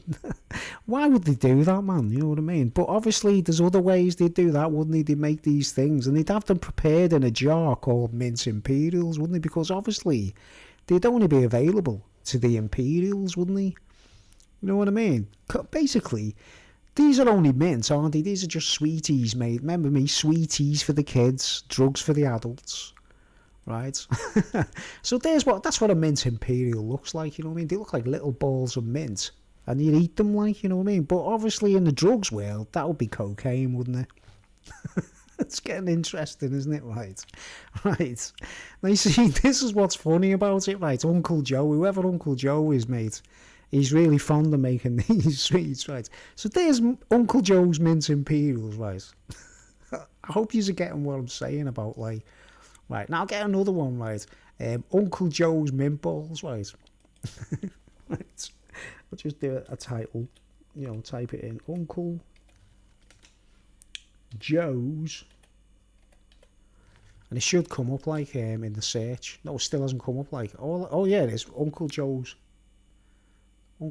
mint balls. Right. Now here's the proper mint balls. Let's get a picture. These are the Uncle Joe's mint balls, right? Who's Uncle Joe? I want to know who Uncle Joe is, right? But we need a picture of an Uncle Joe. Yeah, I've heard about people doing cocaine, opiates and alcohol like that. Not me. Look, man, I've been through a lot of things, and if I hadn't have done what I've done, right, I wouldn't have learnt what I've learnt. Do you get me?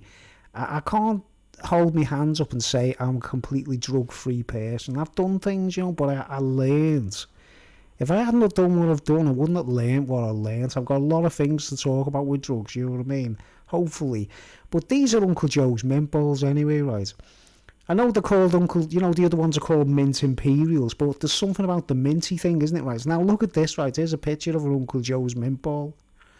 Now, I don't know if anyone... I'm not insinuating that anyone out there might be familiar with heroin, right? But it does look uncannily like heroin, doesn't it? That looks like heroin, doesn't it? Like sticky sweets, If I get... By the way, if I'm still alive in next week after this speech, it'll be a bit of a miracle, won't it, But you see, this Uncle Joe fella... He seems to have because they're sweets, remember, they're not meant to be, but they're kind of like cough sweets in this country. They're like, people take them for it's like a, what they call a cough sweet. They don't cure your cough. They don't do nothing like that. But obviously back in the day, they would have been, Coca-Cola used to have real cocaine in it, didn't it, folks? You know what I mean? It wasn't against the law once upon a time. Do you understand? Cocaine wasn't against the law once upon a time, and neither was opium. You could buy it in the chemist. But that looks like heroin, doesn't it? Right. Right. And these, the Mint Imperials, look like... Now, you see, they can be overly shaped or round shaped, but so they fit in the backside, if you know what I mean. This should be quite funny as well, by the way, folks. Hopefully it's a bit of cheery comedy, but there's a packet of Mint Imperials, right? So, the word Imperials, where's that come from? Imperials, right? But they've even got Uncle Joe's. That's what's weird. I didn't even know they existed. I didn't know Uncle Joe was in on that as well. And there you go. Here's the herbal cough ones, look. Herbal cough. The brown and the white, The brown and the white. I'm pretty sure Coca-Cola was named after cocaine, yeah? Real cocaine was in Coca-Cola, man. And that's why people like the taste. The taste of Coca-Cola? I don't drink it. I can't stand the stuff, you know what I mean? But when I'm thirsty on a hot day, I drink it, right? But I assume, the flavour that everyone loves about Coca-Cola, it's the taste of cocaine, you know what I mean? Not that I would know, of course. I don't, not that I would know what cocaine tastes like. Right. So, Imperials, right? That tells us that Romans, Imperial, right? Let's go back from the word Imperial, right? Let's go back to this. This is going to be quite interesting, this, isn't it, for people who haven't seen it, Oh, man. Okay. I'm trying to... Oh, man, I hate it when it does that. Scrolls up all over the place. Don't do that. Right, just want to shrink that out the way. Right. Now, where's my thing? Right. Now, Imperial. Where did we see the word earlier when we say Imperials, man? Let's see. Where's it gone? Please tell me it's still here. There we go. Right. Where did we see the word Imperial?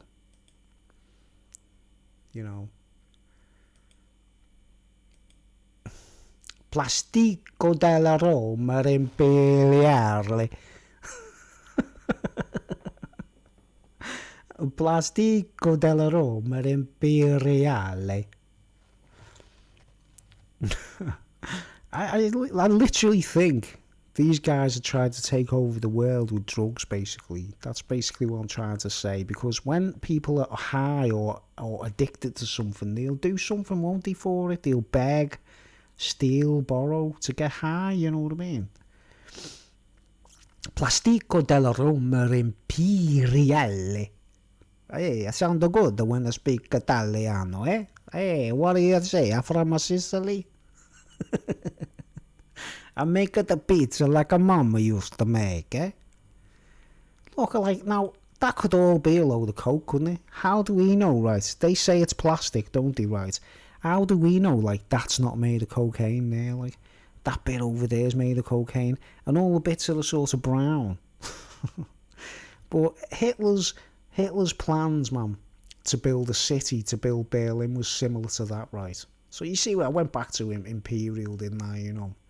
Right. Now, here's where it gets kind of fun, right, where I'm trying to, like, tie the dots, like, oh, man. Right, you see all the bricks and everything. In the world of the white people, because we've got to admit it, haven't we, guys? In this world, right, if we've got to be honest, white people, us Gentiles, what we call Gentiles, we're the naughty men on the earth. Not me in particular, but white folks have been the bad guys on earth all along, haven't they, right, guys? You know what I mean? And what I'm saying is like, I think the Americans weren't really when they were conquering the Indians. I think they had help from Buckingham Palace, because Queen Victoria met Chief Sitting Bull, right? That's on the record, guys. That's real. Check it out. Queen Victoria met Chief Sitting Bull, right? So why would the Queen want to go and meet an Indian chief? It's usually what they do just before the world falls apart, isn't it? They meet the leader of the other. They pretend to be peaceful. They pretend to be friends. But obviously we know that's not the case. They wanted to take the Indian land and take over. And now, what does the White House look like? It looks like a big Roman temple, doesn't it? You know, with the big columns and everything. It's all white. It's, well, you know, Imperial... What's the title again? Plastico della Roma Imperiale. Right, now we get back to the British people and everything. Their main stone... This is where it gets magical, right? Now, eagles in captivity, right? You know, say I wanted to rear a load of eagles. All I have to do is get the eggs, don't I, and put them in an incubator, right? And when that egg hatches, the first thing that eagle sees when it hatches out the egg, right? It's more than likely going to be me looking over the top of it in a glass incubator, right? As soon as that eagle pops its head out of that egg, right? I'm God, aren't I? Do you know what I mean? As soon as that eagle, that baby eagle sees me, a man with an incubator looking after these eagles, right? It's not going to think mummy, daddy or whatever, you know. It's going to think whatever that is looking down. You know, the eyes of a man looking down in an incubator is like God to that eagle, isn't it? You know what I mean? But I'm not. I'm just a man with an incubator, if you know what I mean, right? In wildlife, in the wilderness, right? These creatures are meant to hatch out the egg, and there's either the mother eagle or the father eagles looking down at them, you know what I mean? There's meant to be no eye contact with humanity. And that's what the Romans were good at, is taking pets and taking animals and conquering them and commanding them. And eventually, what do you get? You get a circus. You know what I mean? You know what a circus is, where someone cracks a whip and all the animals do what they're told, and the lions jump through hoops and the tigers jump through hoops of fire and stuff. None of them animals want to be there, right? Now, there's a speech on my channel about when I was a child, and I reckon a lion in a circus threw its spirit into me, you know what I mean? If anyone wants to check that out, it's somewhere in there. I'll have to find it another time. And, you know, I had an encounter with a lion when I was a 5-year-old or 6-year-old child, and it gave something to me, because he was a prisoner in a circus, you know what I mean? This lion was a prisoner in a circus. Right, so I've always known about captivity in animals. I hate cruelty to animals. I can't stand it when they're slaves, you know what I mean, right? Now, we look after these creatures in an incubator. Then as soon as that eagle pops its head out, it's like I say, that whoever's looking over is God, isn't it, right? Now, if you look at the American... I have done this before. I did actually do a talk about it, right? There's some interesting things on coins. What time is it now? Wow, I haven't been on long, have I really? Been like, what, an hour and a half? I did say this was going to be a mega speech, didn't I? Right. Yeah, cocaine makes slaves out of people, doesn't it? And so does heroin, right? And that's what they want. They want slaves, right? I can't understand the way the people who run the law, Elizabeth Regina, right? ER2, she runs the law, right? Somehow they've allowed all the drugs to enter into our world through Scotland and everything, and enslave people. And then here policemen will arrest us for doing them. Do you see what they've done? What they've done? They've invented the laws first, make everyone break the law, and then they can arrest us and say we've done something wrong, and then we've been a naughty boy, and they can spank our butties, and probably have someone like infiltrate our chocolate starfish. Do you get me? Our chocolate starfish gets infiltrated. Just the way London has infiltrated the country, do you know what I mean? And chocolates, or so rusty sheriff's badge, right? Now, eagles in captivity, man. Wow, where do I start? I want this to be mega, mega, mega, mega and strange, this speech, man. Let's see. Right, let's get back to the Mint Imperials page, right? I didn't mean to do that, like. Right, now, let's search for anything. Oh, I'm on eBay now. How did I get there? Right. All right, let's go show you an image of the $50, right? For example, I'm going to show you how the $50 of America, right? $50 coin.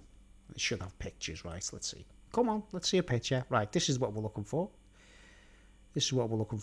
There we go. Right, we've got a detail of the American dollar, right? The $50. Now, here's an eagle, right? Here's an eagle. It's got the olive branch in one hand and a load of arrows in the other hand. And it's saying peace or war, right? Now, this symbol, the bald eagle, was the Indian symbol in the first place, wasn't it? You know what I mean? They were like, the Indians knew about the bald eagle, right? I've just showed you proof that on Buckingham Palace, which was built a long time ago, with Queen Victoria on it, right? There's an imperial eagle on the bloody thing, isn't it, right? Now, here's the hidden, you see this? If you imagine this as an eagle, right? And this is an eyeball, right? This is an eyeball. And the stars represent plasma, right? You know, the life force of life, plasma. Because where does the light come from in our solar system and all? You know, stars, isn't it, right? And it's plasma. And there's plasma all over the universe, isn't there? Because there's stars everywhere, right? And obviously life itself comes from plasma. I truly believe that God created man in his image. I'm going to explain that one day, you know what I mean? But we've got our people out there, right? Who created eagles, right? God made man in his image, right? So we know God made man in his image, right? Well, any of us who know that, we know that, right? He also made eagles, didn't he? He made tigers, lions, whatever's out there for whatever purpose. Yeah, right. He made all the creatures, and he says the beasts in the field and all that kind of stuff, and the creepy crawlies and the insects, right? Now, if God made an eagle, how would he make an eagle, man? This is like the mystery. Like, you know, the question is, what came first, the chicken or the egg? You know, we say, or you could say, what came first, the eagle or the egg? What came first, the owl or the egg? By the way, here's my painting. Here's my painting, Owl Stage 1, which I painted a long time ago. It's what my first canvas, by the way. One of my works of art. Fascinating, like, you know, it all starts from a yellow dot like that and becomes something like this, you know what I mean? Like an eagle, like, right. Right. Now, we know God must have somehow made eggs, don't we? You know what I mean? Somehow. Which came first, the chicken or the egg, guys? What do you think? Or which came first, the eagle or the egg? Because it's a great question, isn't it? Did the egg come first, or the creature itself? Did this creature suddenly emerge as it is, completely exactly as it is? Or do you think God would have put an egg there first? I think God would have made an egg first, wouldn't he? You know what I mean? You know, and then just left it where it was, like, you know. But if it's in an incubator, right, and it's under human control, it's not God looking down at it, is it? It's a human being. It's a man who's looking down at the eagle, isn't it, when it's born, right? Now, you look at that there, right, and you think, there's a Latin, e pluribus unum, pluribus unum is the Latin, which is Roman, isn't it, right? And it means from one many, doesn't it, right? Now, does that mean from one eagle many, or from one person many, or I don't know, but we know it's Roman, don't we, right? Now, if someone's used to making breeding creatures in incubators, or you know, breeding them under human captivity, then they can go round planting things, can't they? And we know that the devil went round planting tares amongst the wheat and stuff like that, right? Now you see the circle of stars. That's plasma, right? Which I think represents an eyeball, right? An eyeball, right? And then just under the surface there is the lens, which is this part here. You know, if you imagine an eyeball cut in half, looking at it sideways. You see the lens there. And then inside the eye, you know, where the liquid is, where the clear liquid is more plasma, isn't it? You know what I mean? There's plasma inside our eyeballs. There's plasma in outer space, right? But human captivity, breeding, the Beastmaster of Rome or whatever, keeping an eye on everything that's being born and being controlled. Even humans were born into slavery, aren't we, you know? So there's something about plasma and life, right? But this eagle obviously is not really representing wildlife or the wilderness, is it, right? And to the North American Indian, right, to the Indian guys, the humble Indian, right, this is the, I've got one here, right, where is it? This is the favourites. You know what I'm saying?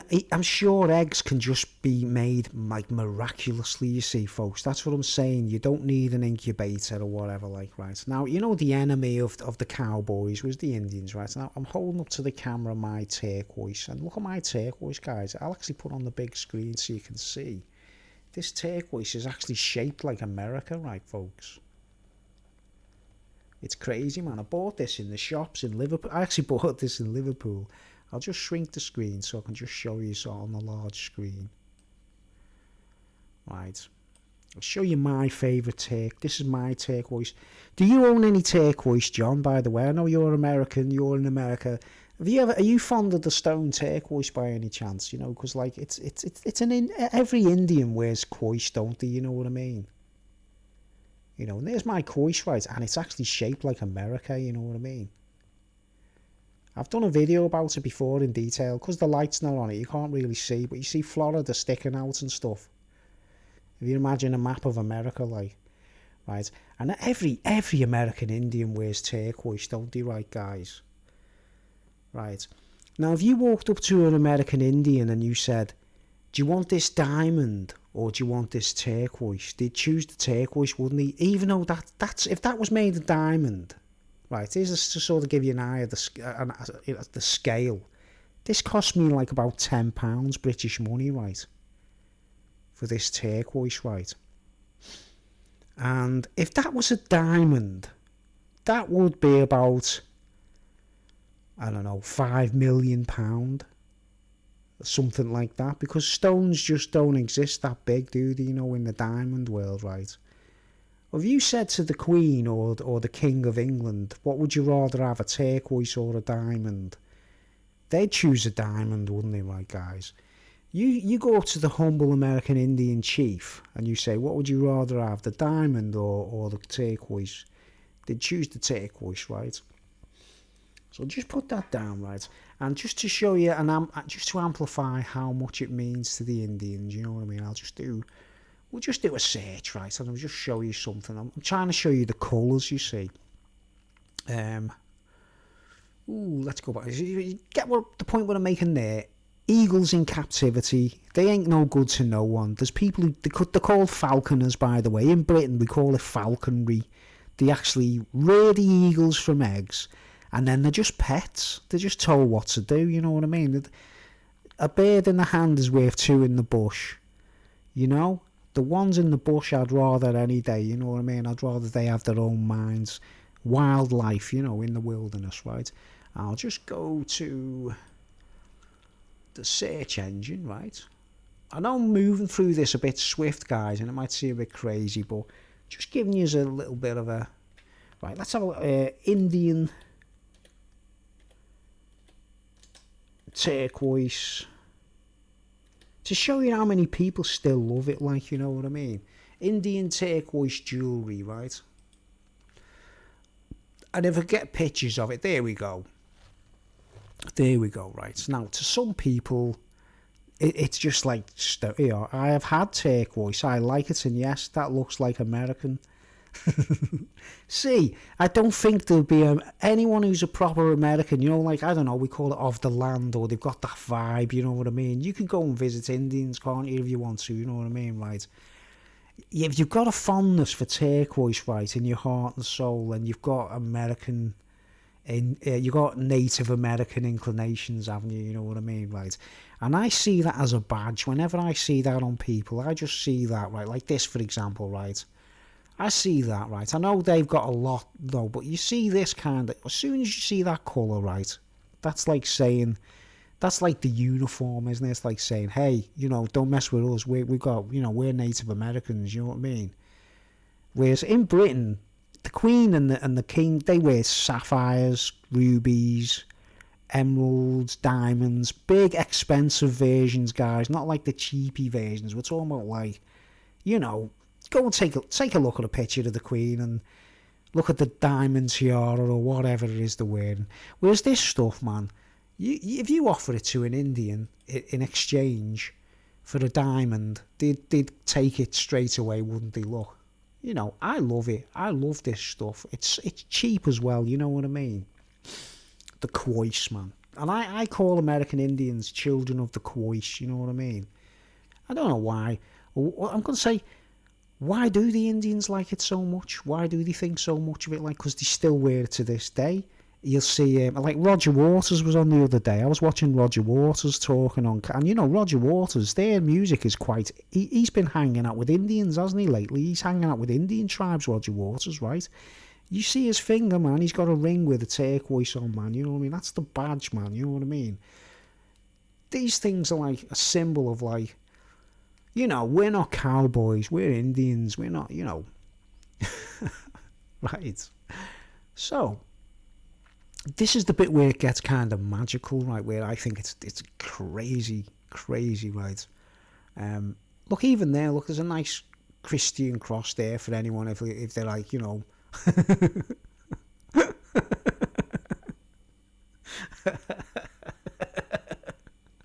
If you're a Christian and you want to be a North American Indian, there's nothing wrong with that, man. Right, here we go, look at that. You see the symbology, the turquoise everywhere, mate.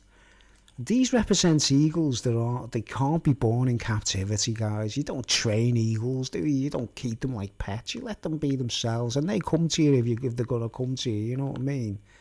I haven't seen many eagles in my life, you know what I mean? I'm used to seeing buzzards. Over here, buzzards are not like vultures, you know what I mean? In England, our buzzards are like nice, fine birds of prey, you know what I mean? But there's the colour scheme, isn't it? Turquoise and silver. It's usually silver that goes with Khoish. Right? I love the stuff. I can't get enough of it. I think it's fantastic. You know what I mean, right? And here's the bit where it gets crazy, right?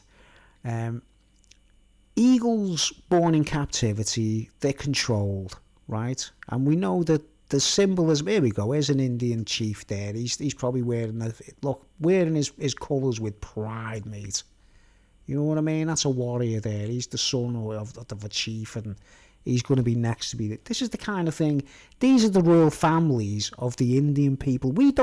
People don't need a royal family, do the indigenous peoples do not need the indigenous peoples of the land.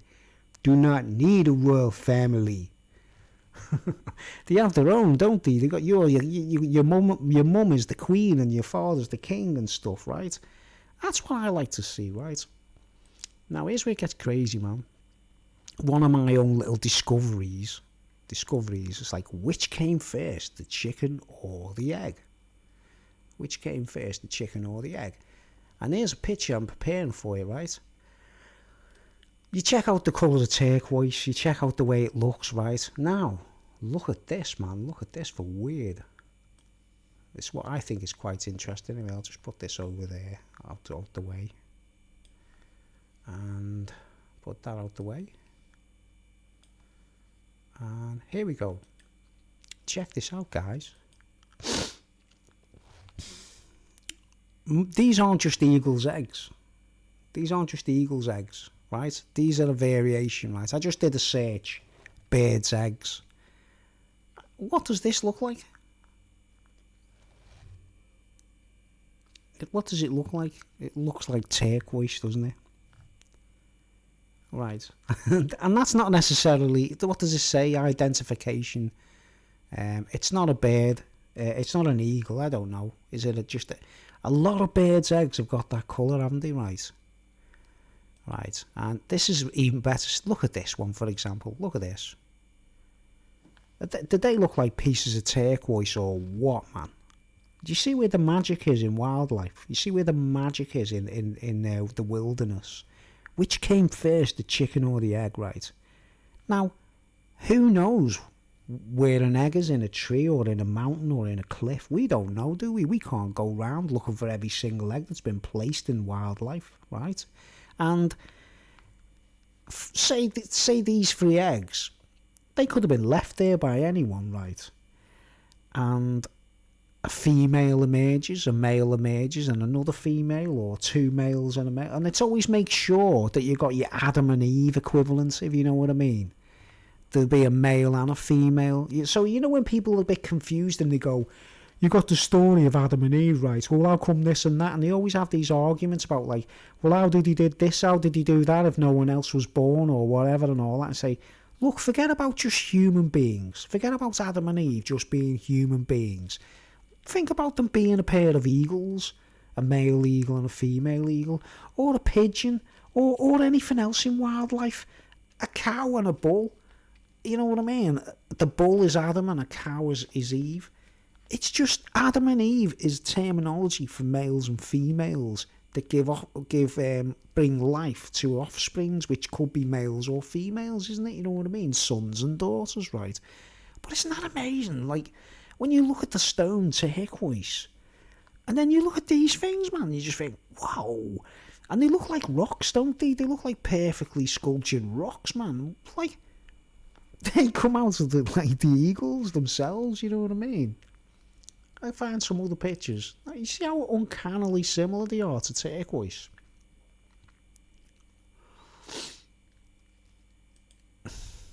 You know what I mean? It's like, what on earth? What on earth? And this is why I think Indians value koiss, you know, because I've had an experience, my koiss, right? I remember holding my koiss, this one, right? You know, when I'm holding up to the camera, mine's shaped like America, like I say, and, you know, cost me £10 British money. I remember holding this stone and buzzing off it, right? And in my mind's eye, in my visionary experience, I saw an owl flying around and doing crazy stuff, you know, like a real owl. And I suppose that's what everyone does, you know, everyone who wears one of these stones. You know, they might be encountering birds of prey every, you know, each Indian must have their own journey, mustn't they, you know what I mean? You don't have to be Indian, do you, to own a turquoise? You could be from, where's it, like Turkey and places like that. There's places in Russia, there's places, and there's the interesting part, you see, the American Indians, they came from Russia, didn't they, and walked right across the land. And you know what, you've got Indochina, where the you know, the guys that live in the snow, and they still live in teepees, and they rear reindeers and things like that. You know, that's their animal, reindeers and things, right?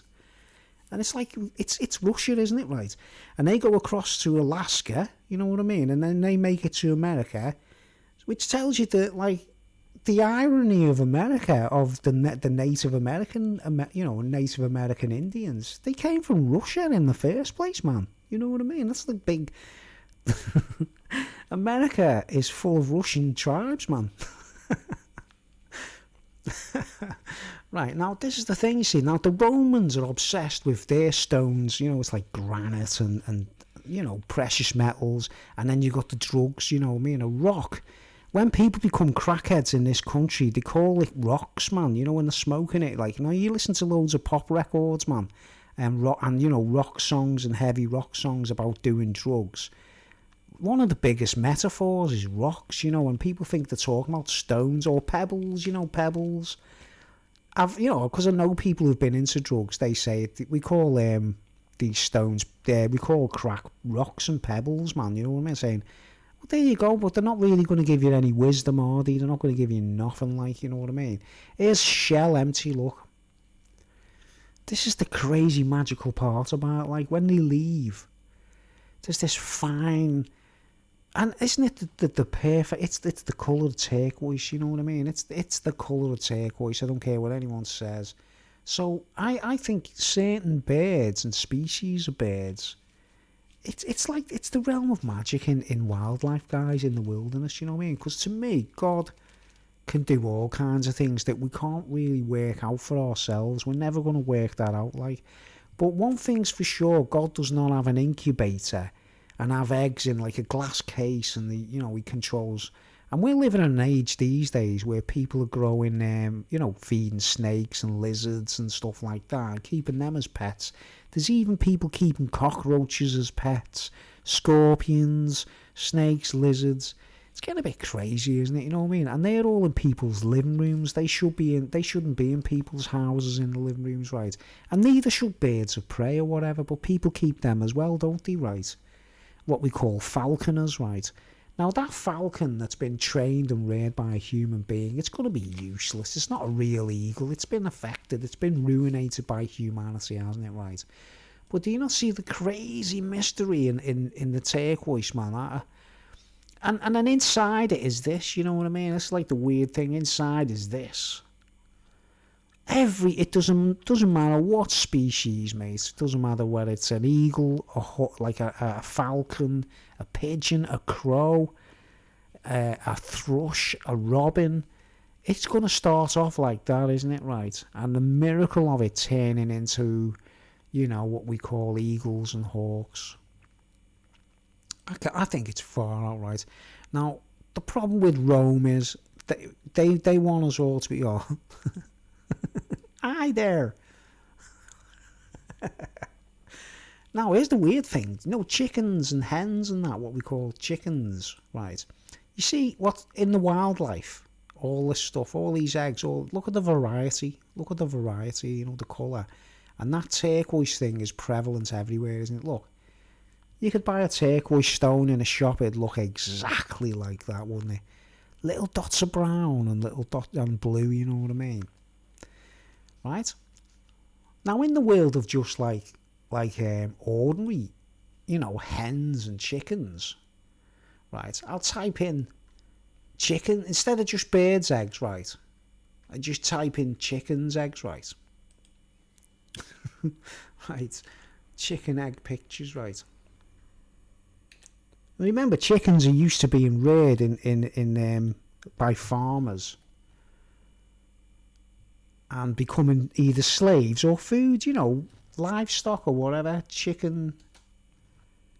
Oh, missed the chicken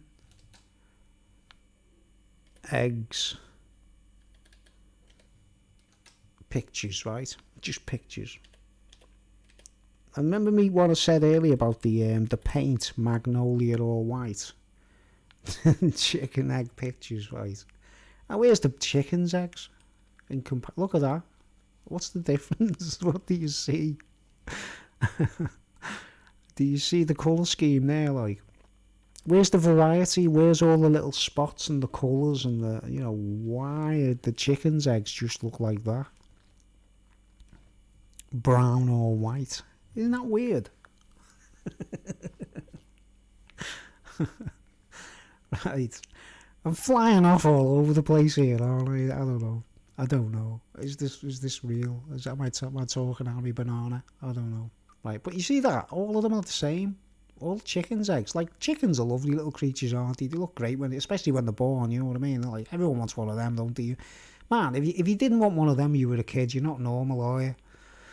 I wanted one of them. Like, I don't know what I would have done with it. Like, would have took it to shop. Look at this.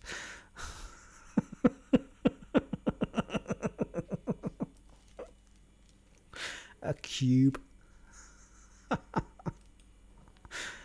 Oh man, right. There's no variety in the colour, though, is there? You know what I mean? But these are meant to just be, here's the sad truth, here's the horrible sad truth. That's all that happens to them, unless we respect them and that, like. If I was a farmer, I wouldn't have the heart to kill my chickens, you know what I mean? I'd be like, oh man. Have you ever heard the song by The Doors? I think it's the American Prayer, like, and Jim Morrison goes, I must sacrifice my cock.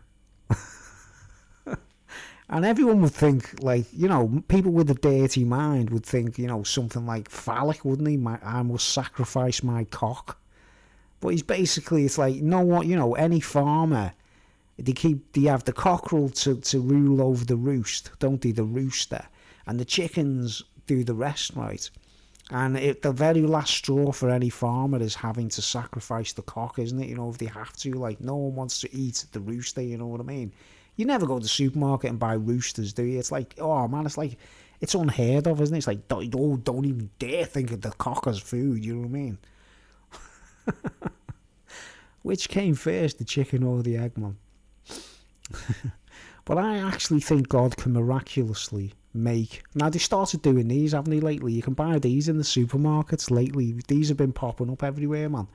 Chickens that lay blue eggs because white ones are boring. That's what the title is there, like, that's obviously not. So they're putting something genetic in them, aren't they, to make it go like that, you know what I mean? That they're, you know.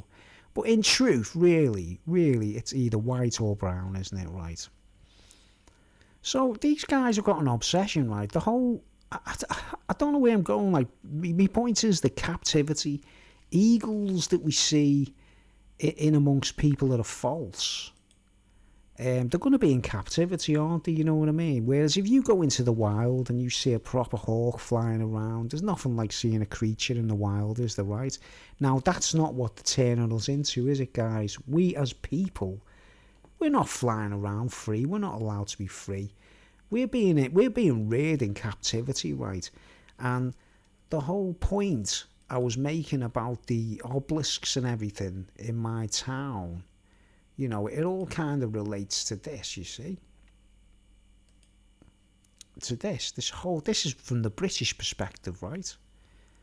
We were made prisoners of Rome before most people. Do you understand? This country was kind of circumnavigated by Rome a long time ago. And you know, us being on a peninsula, we got surrounded really quickly, right, folks? And I've showed you the evidence, haven't I, of the stonework around me and everything, right? And let's go to the Google map thing, and I'll go back there, right? I'll just, so I can have a look at some other places, right, folks? Let's just get back to me clean page, Google Maps, because I'm going to wrap up soon, and I'm going to continue the entire speech. I've got loads of things and I don't know how to say it, you know what I mean? There's too much for me to say and try and get it across. But you see the magical element in wildlife that we could easily, I mean, man, you could find eggs in a tree and no one's laid them, they've been there all along, you know, they've been put there miraculously. I don't know, who knows, man. I read the book of Job, and there were things in the book of Job that really blew my mind, you know what I mean? Things that were written in that, like where God says to Job about, you know, where does the source of sapphires and gold, the source of gold dust and things. Oh, it's deep stuff, man. Right, so let's go. I'll tell you what I'll do. I'll go to London on my Google Maps, right? I'll just bring it down. Hold on. Bring it over to here, onto this page. Right, let's do like a little exploration sort of thing. And I've told you where I am. There's me here, right? I'm here, right? Here's the triangle. Bermuda Triangle. It makes people disappear. Bermuda Triangle. Right. Let me zoom in. And there's that triangle of glass that I was telling you about, right? That I think seems to be connected to one of my ancestors' graves, right? This triangle of glass, right? And I told you all about when I was there. Let's go back there so we can. When I was there, just want to remind you of when I found a golden dolphin there with load of little sweeties. You know what I was saying before about mint imperials and Uncle Joe's mint balls, the way these guys use sweeties for the kids. And there's the colours.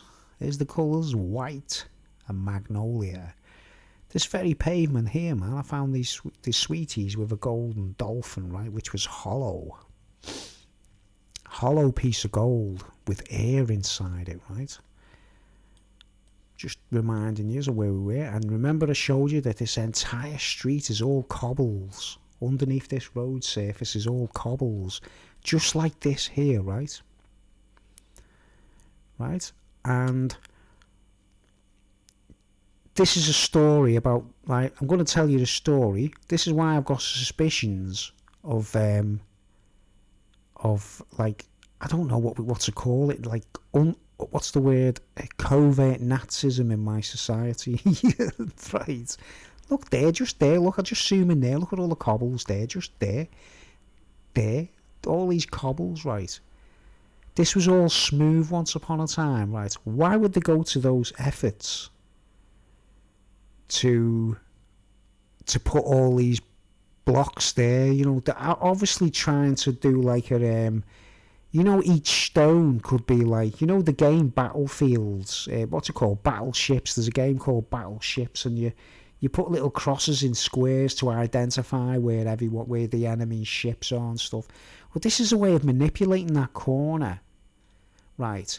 And so that instead of just that flat surface that we used to be there, right, which is no longer there, there's all these like cobbles.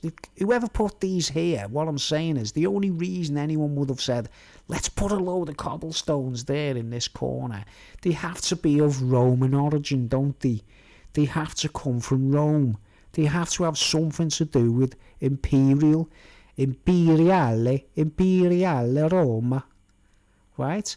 Just as this building here is, the top of it there is a miniature of the actual building itself, you see? And I showed you a little miniature of the entire city of Rome in a miniature model, right?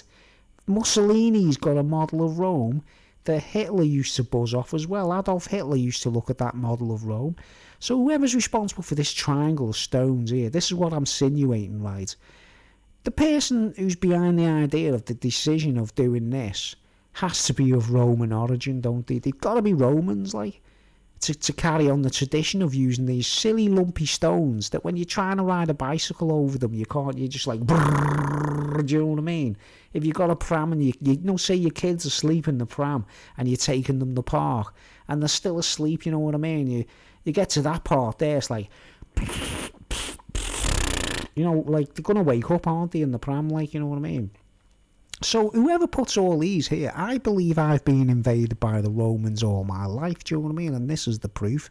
That's the proof over there, what you can see there, Cleopatra's Needle there in Birkenhead, right?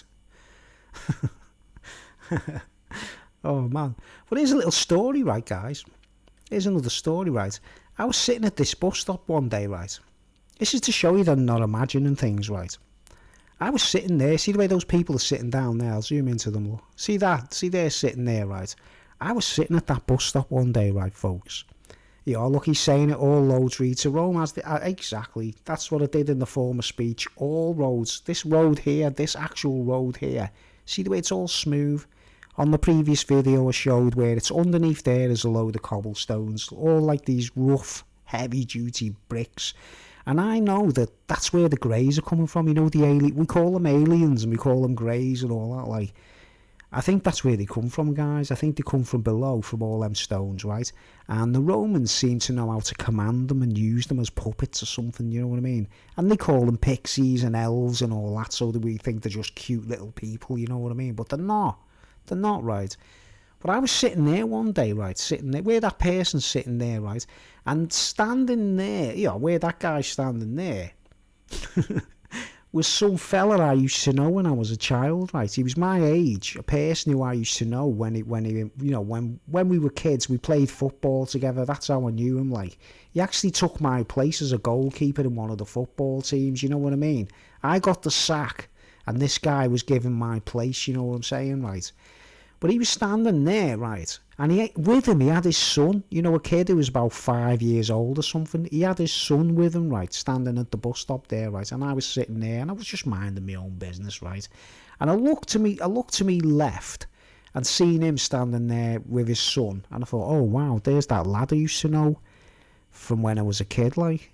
I'll tell you his name actually, in case he's watching, so I can, McNamara. It's a weird name, innit? McNamara or Mara. We used to call him Mara, but his name was McNamara. His second name. Can't remember his first name, but he was standing there, right, with his son. He was only a little boy, right?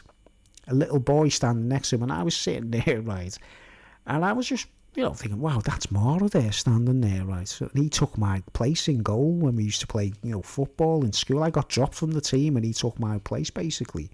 But he was standing there, right, and his son was right there, right? A little 5-year-old kid, right? I don't know why he was doing it. I don't know what the hell's going on, right? You know what I'm saying about Mussolini and Hitler and everything, right? The kid's standing there, and the dude's standing there, and they're both looking up. Obviously, if you see it from our perspective, right, I'll just zoom back. He's looking up like that. His view is basically like that, right? Oh, let's back out a bit. Right, here you go. Right, that's our exact eye view from the bus stop, right?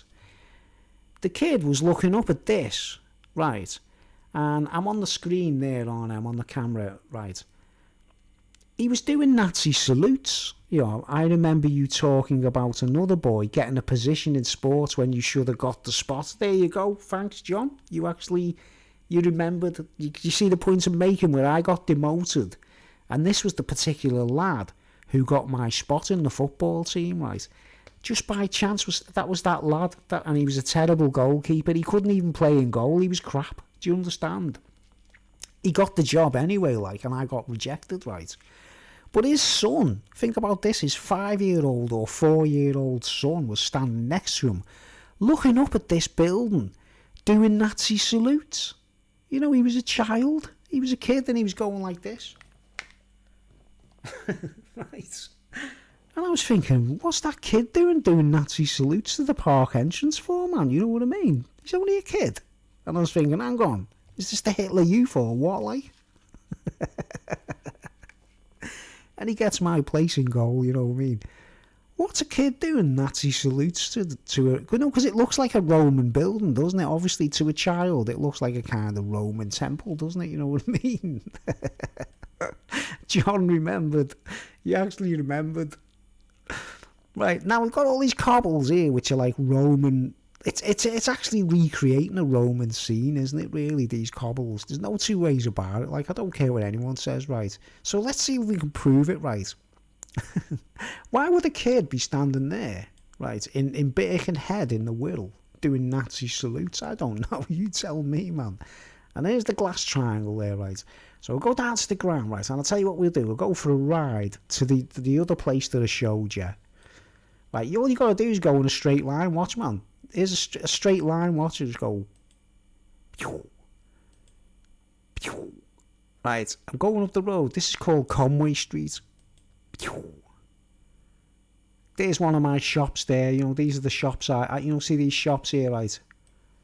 See, that's one of my local shops there, look. There's the cash machine on the wall. Look, News and Booze. I go there for me shopping sometimes, right, and get some food and that, like. Good people, you know what I mean? Good people. Right? Go along the road here. And I've got loads of videos of stuff, haven't I? Where I've posted a video on my channel of where there's concrete things around me that should have been knocked down, but they were left for ages and ages, you know what I mean? Like, keep travelling straight line, right? Look, along the road. All roads lead to Rome, you know.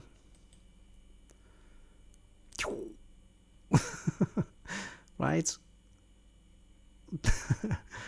I think about, man, we've all got lockdowns and everything now. We're literally locked down. We can't go anywhere until March, or, not legitimately. And here's our building here. Look, here we go. See? Right. Here's the building there, man. With the elevators, right? Now, you know what I forgot to mention about on the video about this building? See the columns and these elevators have got pyramids. See, you can see from all angles here, right, guys? I'll show you. Now, should we have a look from above? Look at it. What was I saying about the square? Right, let's get 2D. Alright. You see the shape of it? Isn't it crazy, man? It's a bloody square, isn't it, right? The point in the square. You You see the set square design? There's the car park. Here's where the chariots go, right? Right. Now, you know what I forgot to say in the actual video? That these elevators that are inside there, you know, they are actually elevators that go up and down, right? Underneath pyramids, right? Can we zoom into them? Let's see. Can we zoom in? It's great, isn't it? You Google Earth, because you can you can check these things from above as though you're in an aeroplane, can't you? You know what I mean? Right. So there's the pyramid there. See a shaft there. Shaft there. Are they trying to tell us something about the pyramids of Egypt, guys? Right. There's crosses and everything now. You see the way they've mixed the symbolism? You see what they've done? They've done a mishmash of everything. Crosses, columns, and pyramids. Right. And I told you, over the road there is a bingo called Mecca. Do you understand? They haven't even got any sincerity about anything. Even if it's Islam, they go like, oh, we'll make a bingo where people gamble. Someone seems to like take everything too lightly, if you know what I mean, right?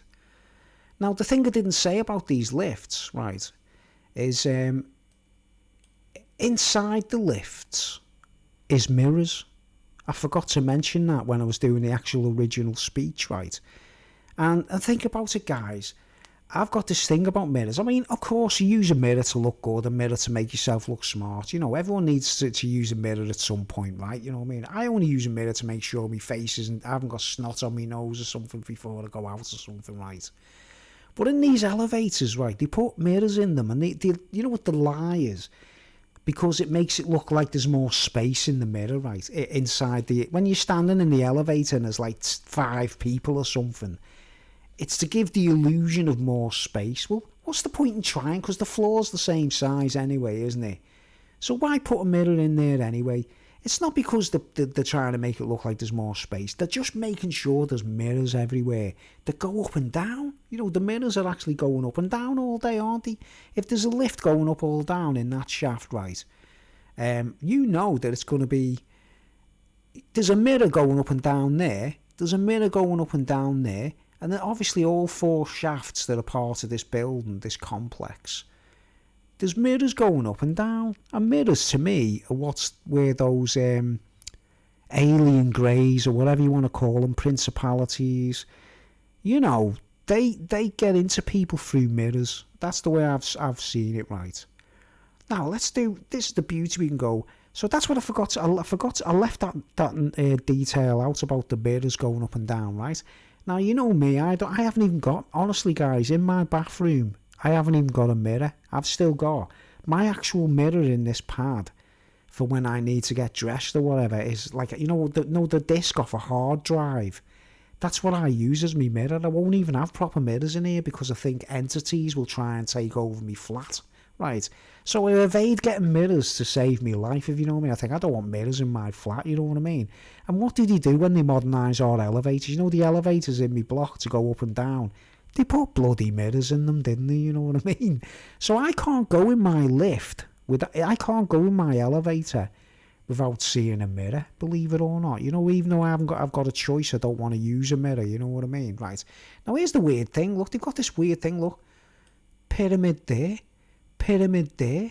You see, pyramid there, pyramid. Well, that's not pyramid, but there's pyramids everywhere in Birkenhead, right?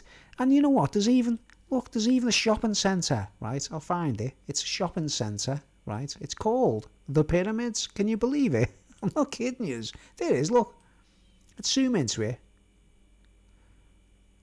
You see the title?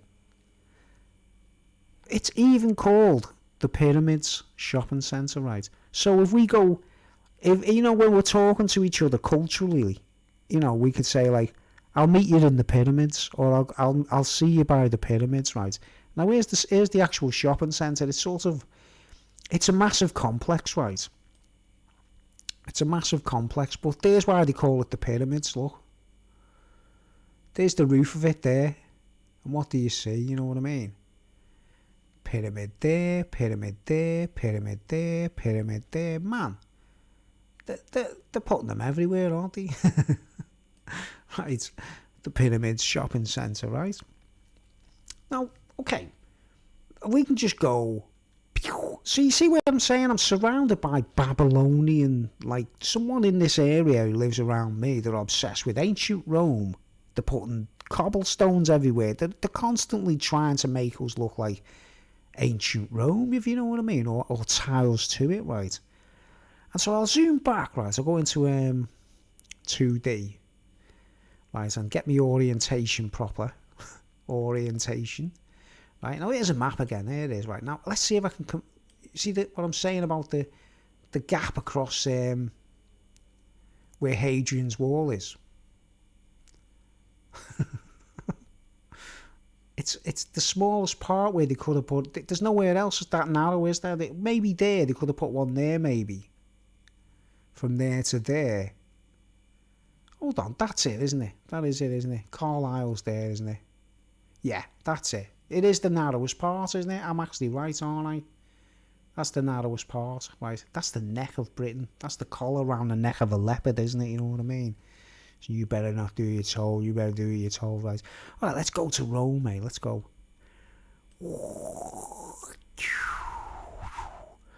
Right, now, where is it? Rome. Rome is a circle, eh? Hey, what do you mean? I don't like the bread. Alright. Now, you know that model we found. Now, let's see if we find any cobbles, basically. Let's see.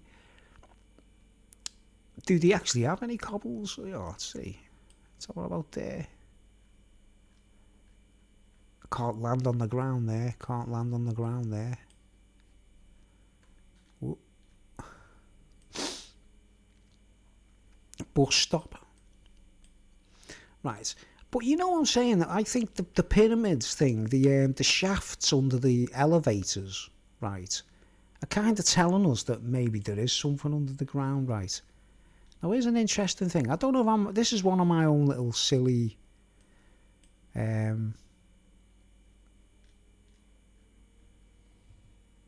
suspicions, right?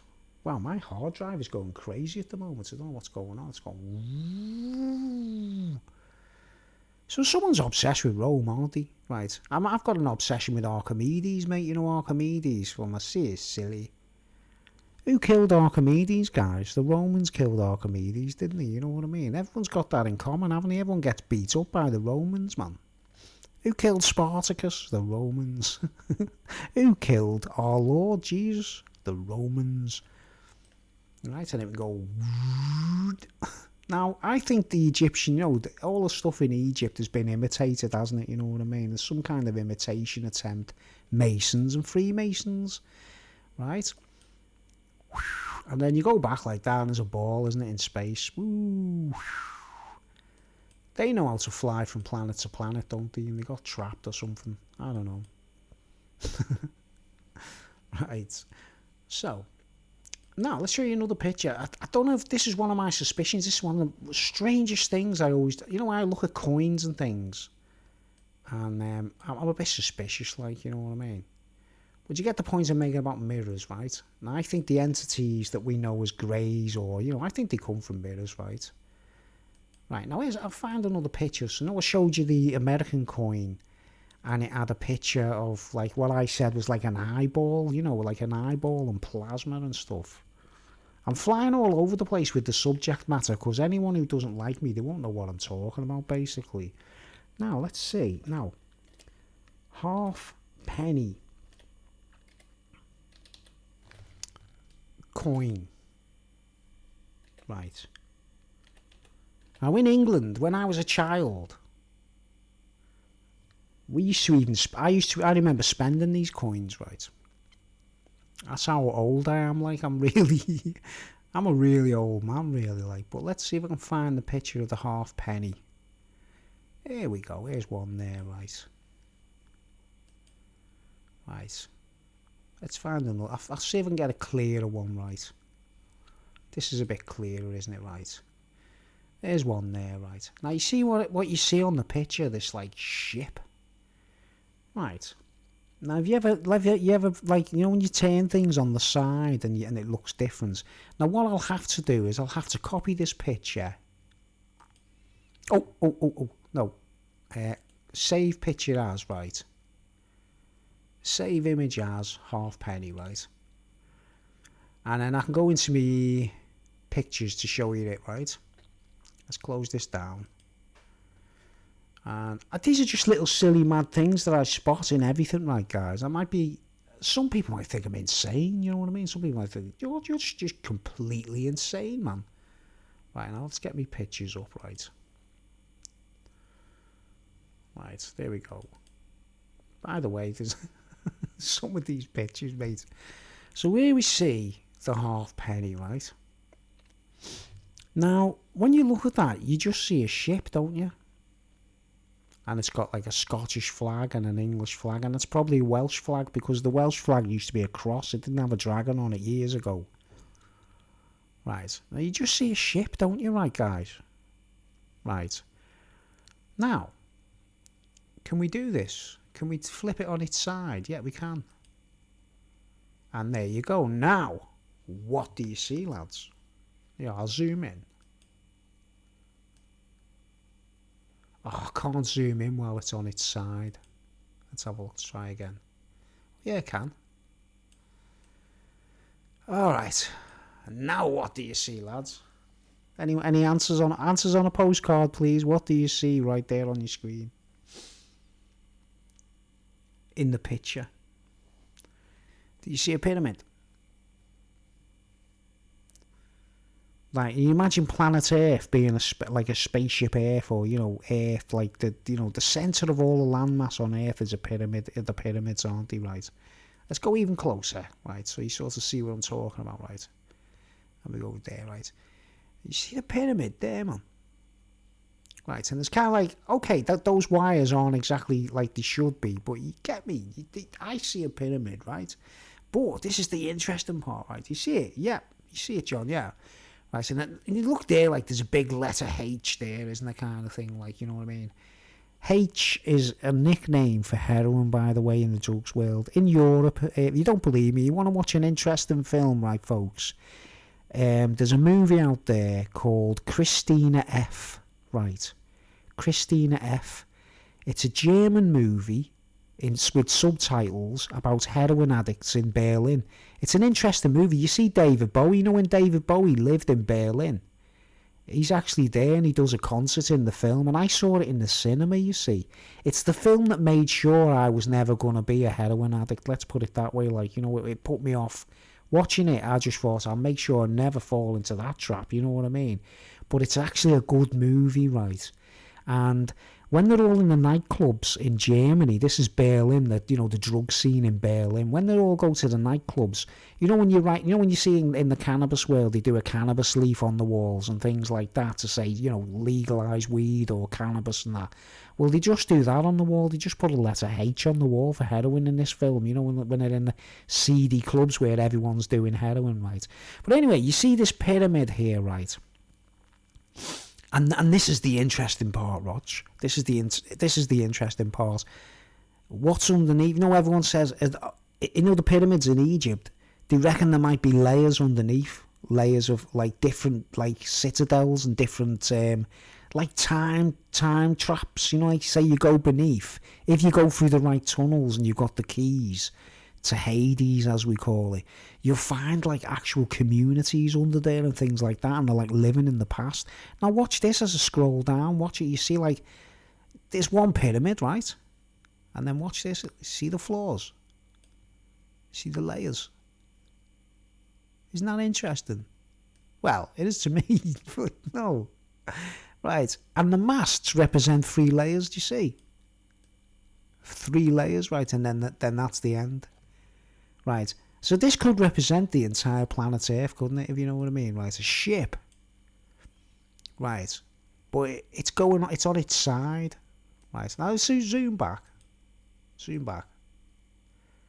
No one ever told me about this, folks. That's how observant I am. I just used to look at these. Now when you look back, when you stand back and you look at it, you see the layers.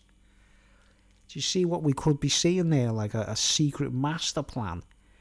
At the very top of it, it's a pyramid for sure. You see? When you go down, you see 1 floor, 2nd floor, 3rd floor. And what was I saying about that building where the lifts are? That, you know, the one in Birkenhead, what I filmed with the pyramids where the lift shafts are. 3 floors. There's ground floor, first floor, and ground floor, first floor, second floor. So you see, ground floor, first floor, second floor. Oh, isn't that bizarre, man? I don't know if anyone's ever noticed that in the world except me. Like, I think I'm the only person. Well, you know, you got to stand back and realise, look, forget the ship. Forget the ships there. Forget everything. Just look at that pyramid structure that you see, and there's floors underneath it, right? And then I flip it back to where it was.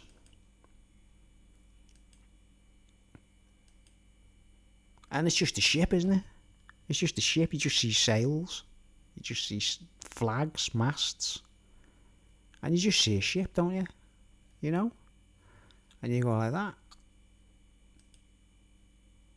So I'm going to leave everyone dwelling on this, right, before I take it to the next level. If that's okay.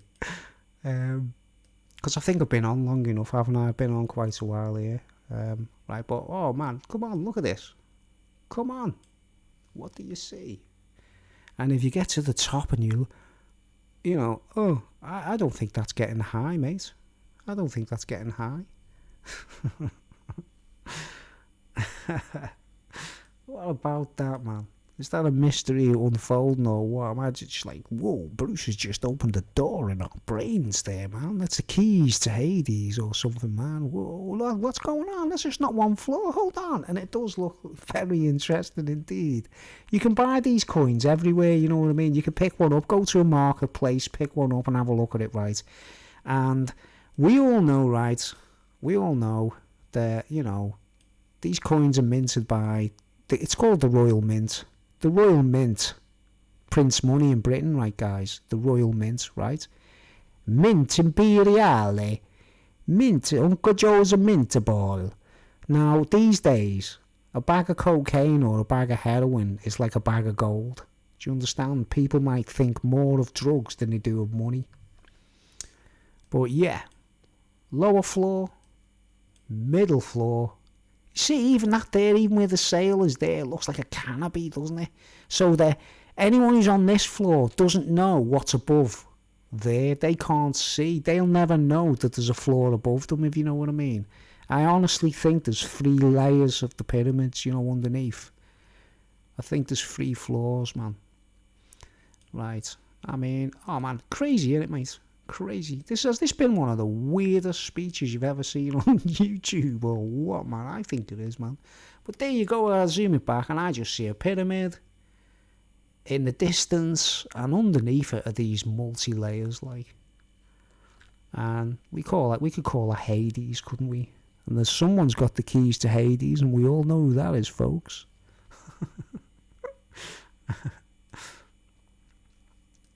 All right. And if I go back to the coin itself, halfpenny, 1938, right? I'll just close this down. I've shown you that now. I've just revealed that to you guys. I can't believe it, to be honest. Like, no, I don't laugh at these things. Right, let me go. What was it? Let me find that one. Let's find the. I'll do the halfpenny picture again, right?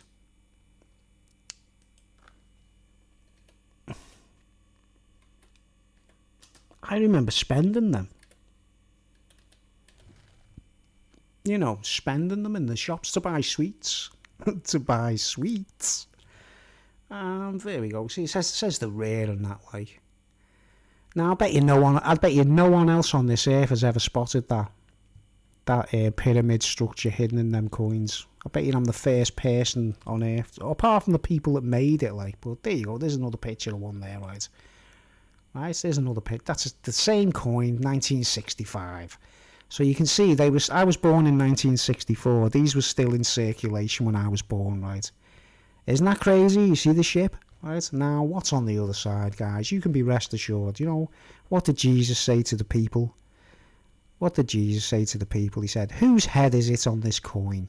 Right? Now, back in the day, I showed you a picture of Air Ariel with an imperial eagle that looks similar to the American eagles, you know, that were force-fed into the brains of the Indians. Whose head is it on the coin, said the Lord. We'll find a more modern one with, you know, there's Lizzie. That's a halfpenny coin. Well, that's a halfpence. And he said to everyone, whose head is it on the coin? And they said, well, that's the Kaiser.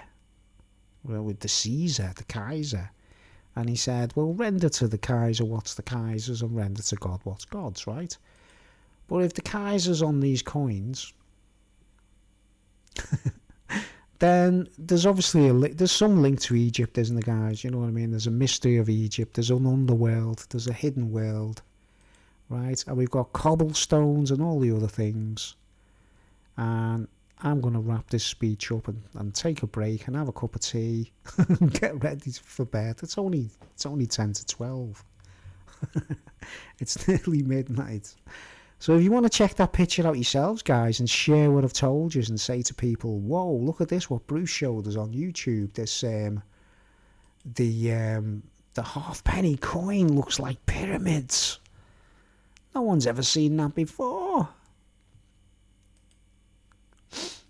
And I'm wondering what to expect next, man. When I'll give these guys the benefit of the doubt. You know, if King Charles can actually blow my mind, if King Charles can actually show me something new in the laws in this country and, you know, stop the nonsense and that, like, you know, I'll give him a medal. I'll say, look, man, if you want to be the Kaiser, render to the Kaiser what's the Kaiser's, but I'll always say, render to God what's God's, right? Because, you know, we don't want to be infested in the same way this whole country's being infested. And as Ireland, Northern Ireland, right, in Northern Ireland there's a place called Londonderry, right? Here's your proof that they rename everything to suit themselves, right? Now, what's the word Derry? It's, you know, if you were Irish, you know, I can talk with an Irish accent, right? Now, just supposing I talked with an Irish accent, right? Like I'm talking to you now, right? My name's Bruce, like, I come from... My name is Bruce, and I come from Ireland, right? And I'm my roller coaster ride channel there, right? Now, if I was going into Ireland and I wanted to go and get some milk from the cow, I'd go to the dairy, right? The dairy, what we call the dairy, or, you know, the dairy, right? And the dairy is the dairy, you know, in Northern Ireland, the dairy, like, right? And they've renamed it Londonderry. You know what I mean? They've even took this. Right? It's got all the way to there, somewhere there, like, and it's like, oh, it's about here somewhere, isn't it? Like, and it's not just dairy, it's Londonderry. No, you know what I mean? Who owns that bloody cow? I don't know. All right, I think I've just spent a whole hour talking about crazy stuff that I think kind of like, I don't know, it's mad. I like to do things differently. I don't know. Did I write anything down? Oh, one last thing before we go, guys. This is one last message before we go. The point about obelisks. Obelisks are phallic symbols, right, guys? Obelisks are phallic symbols, right? And you might have heard of a film called Raise the Titanic, right? You know, a film called Raise the Titanic, and it was a movie about them raising the Titanic from under the ocean. And the chances of them raising the Titanic is very slim, isn't it, guys? You know, they don't really intend to bring the Titanic.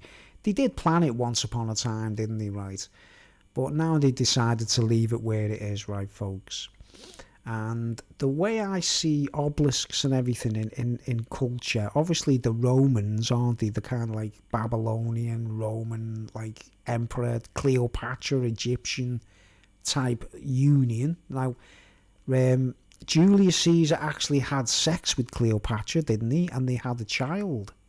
I think. Wasn't that a fact? Didn't Cleopatra have a child to Julius Caesar? I know they had a fling. I know they had something going on, right?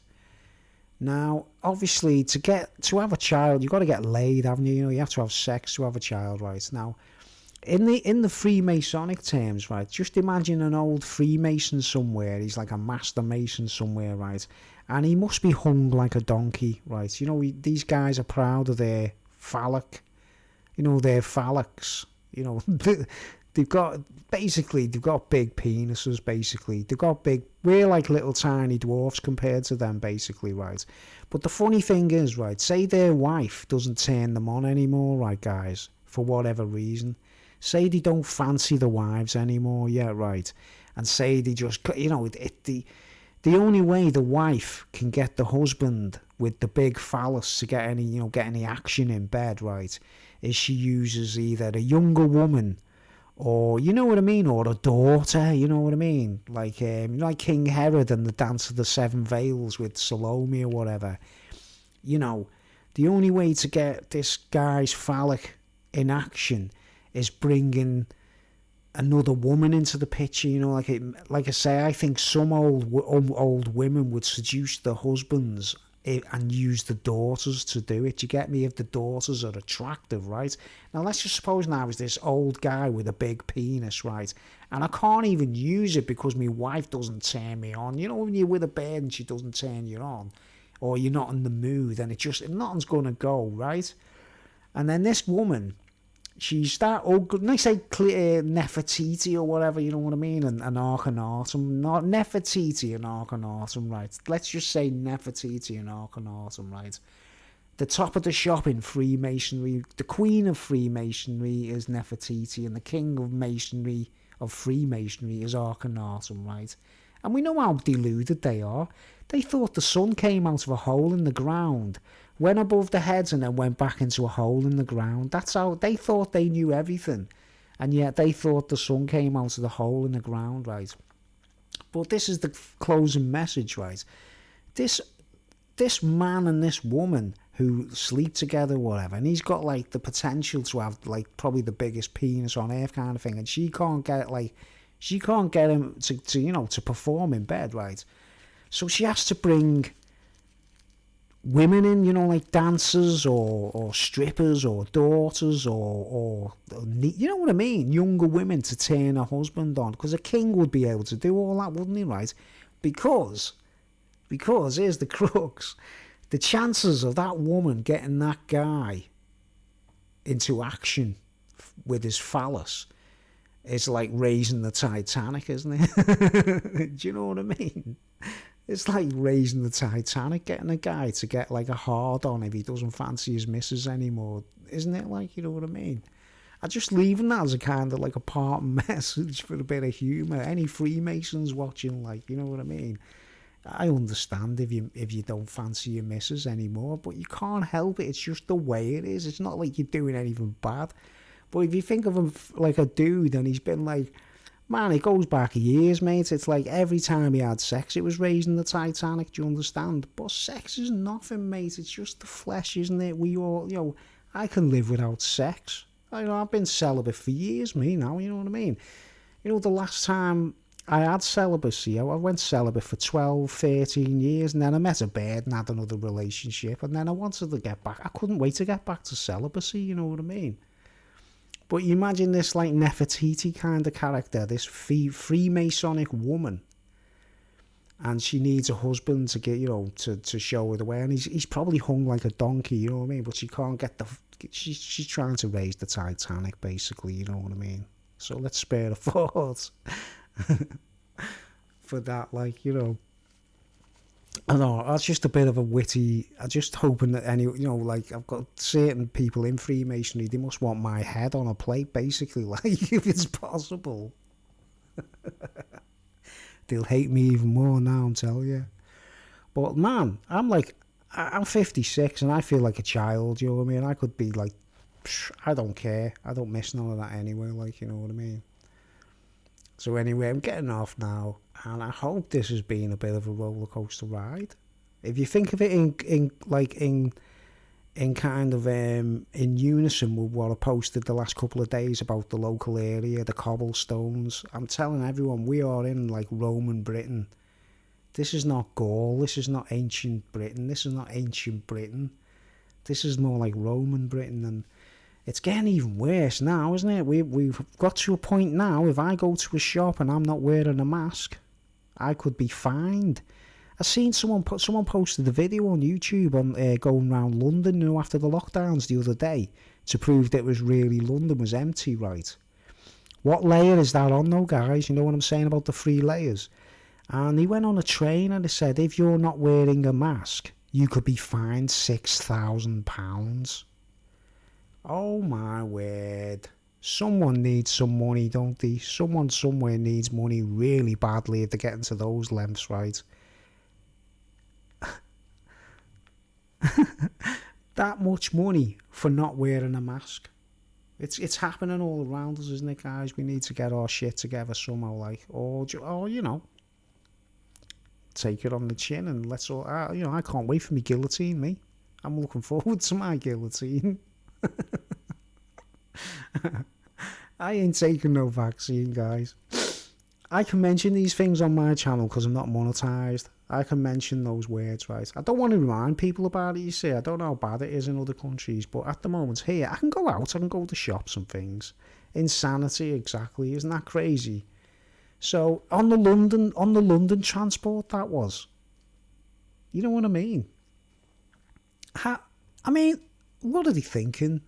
London, you know what I'm saying? Roman London. And let's not forget the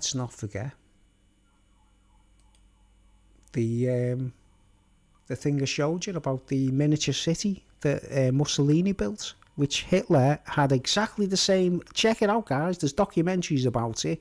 Search Hitler's miniature of Berlin if they had won the war or whatever like that, and he'd done the exact same thing. It was all built already, the model, but he never got as, you know, he couldn't actually complete it. Where would we all be, man? Where would we all be if all that happened, man? I don't know.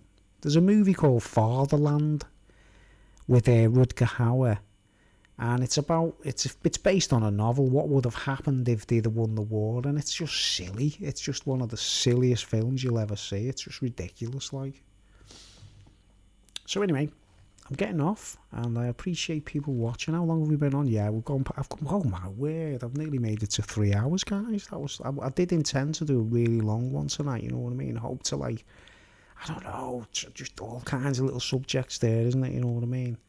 So if anyone wants to watch it back or share it with anybody, and, you know, glance over what I'm talking about, and, you know, these I don't know what people will think of this one. The last couple of videos have got quite a few views, you know, like in the 30s or something, quite quick and that, like, which ain't bad, like, you know, for my videos. So see how this one goes, guys. And I'll continue the subject matter because I want to talk about the whole Earth next. You know what I mean? I want to talk about how the whole planet is being circumnavigated, not just, you know, Rome and Britain and whatever. This is a prison, guys. This is a prison, isn't it? Like, and well, we're familiar with God's creation and the infinity that's out there. We're not held back by Rome, are we? Never in a month of Sundays. And on North American Indians, bear in mind what I've showed you outside Buckingham Palace. I think General Custer came from Britain, guys. You know what I mean? All right. I'm going to leave you with that, and thanks for watching. I don't know who's still here. There's only 2 still watching, isn't there? Yeah, it's only 2 people still watching. I'm not surprised. Thanks, Bruce. I really like your thoughts and speeches. I will be looking forward to more. Okay, man. Thanks for watching, John. Okay, I'll be back soon, and see you later.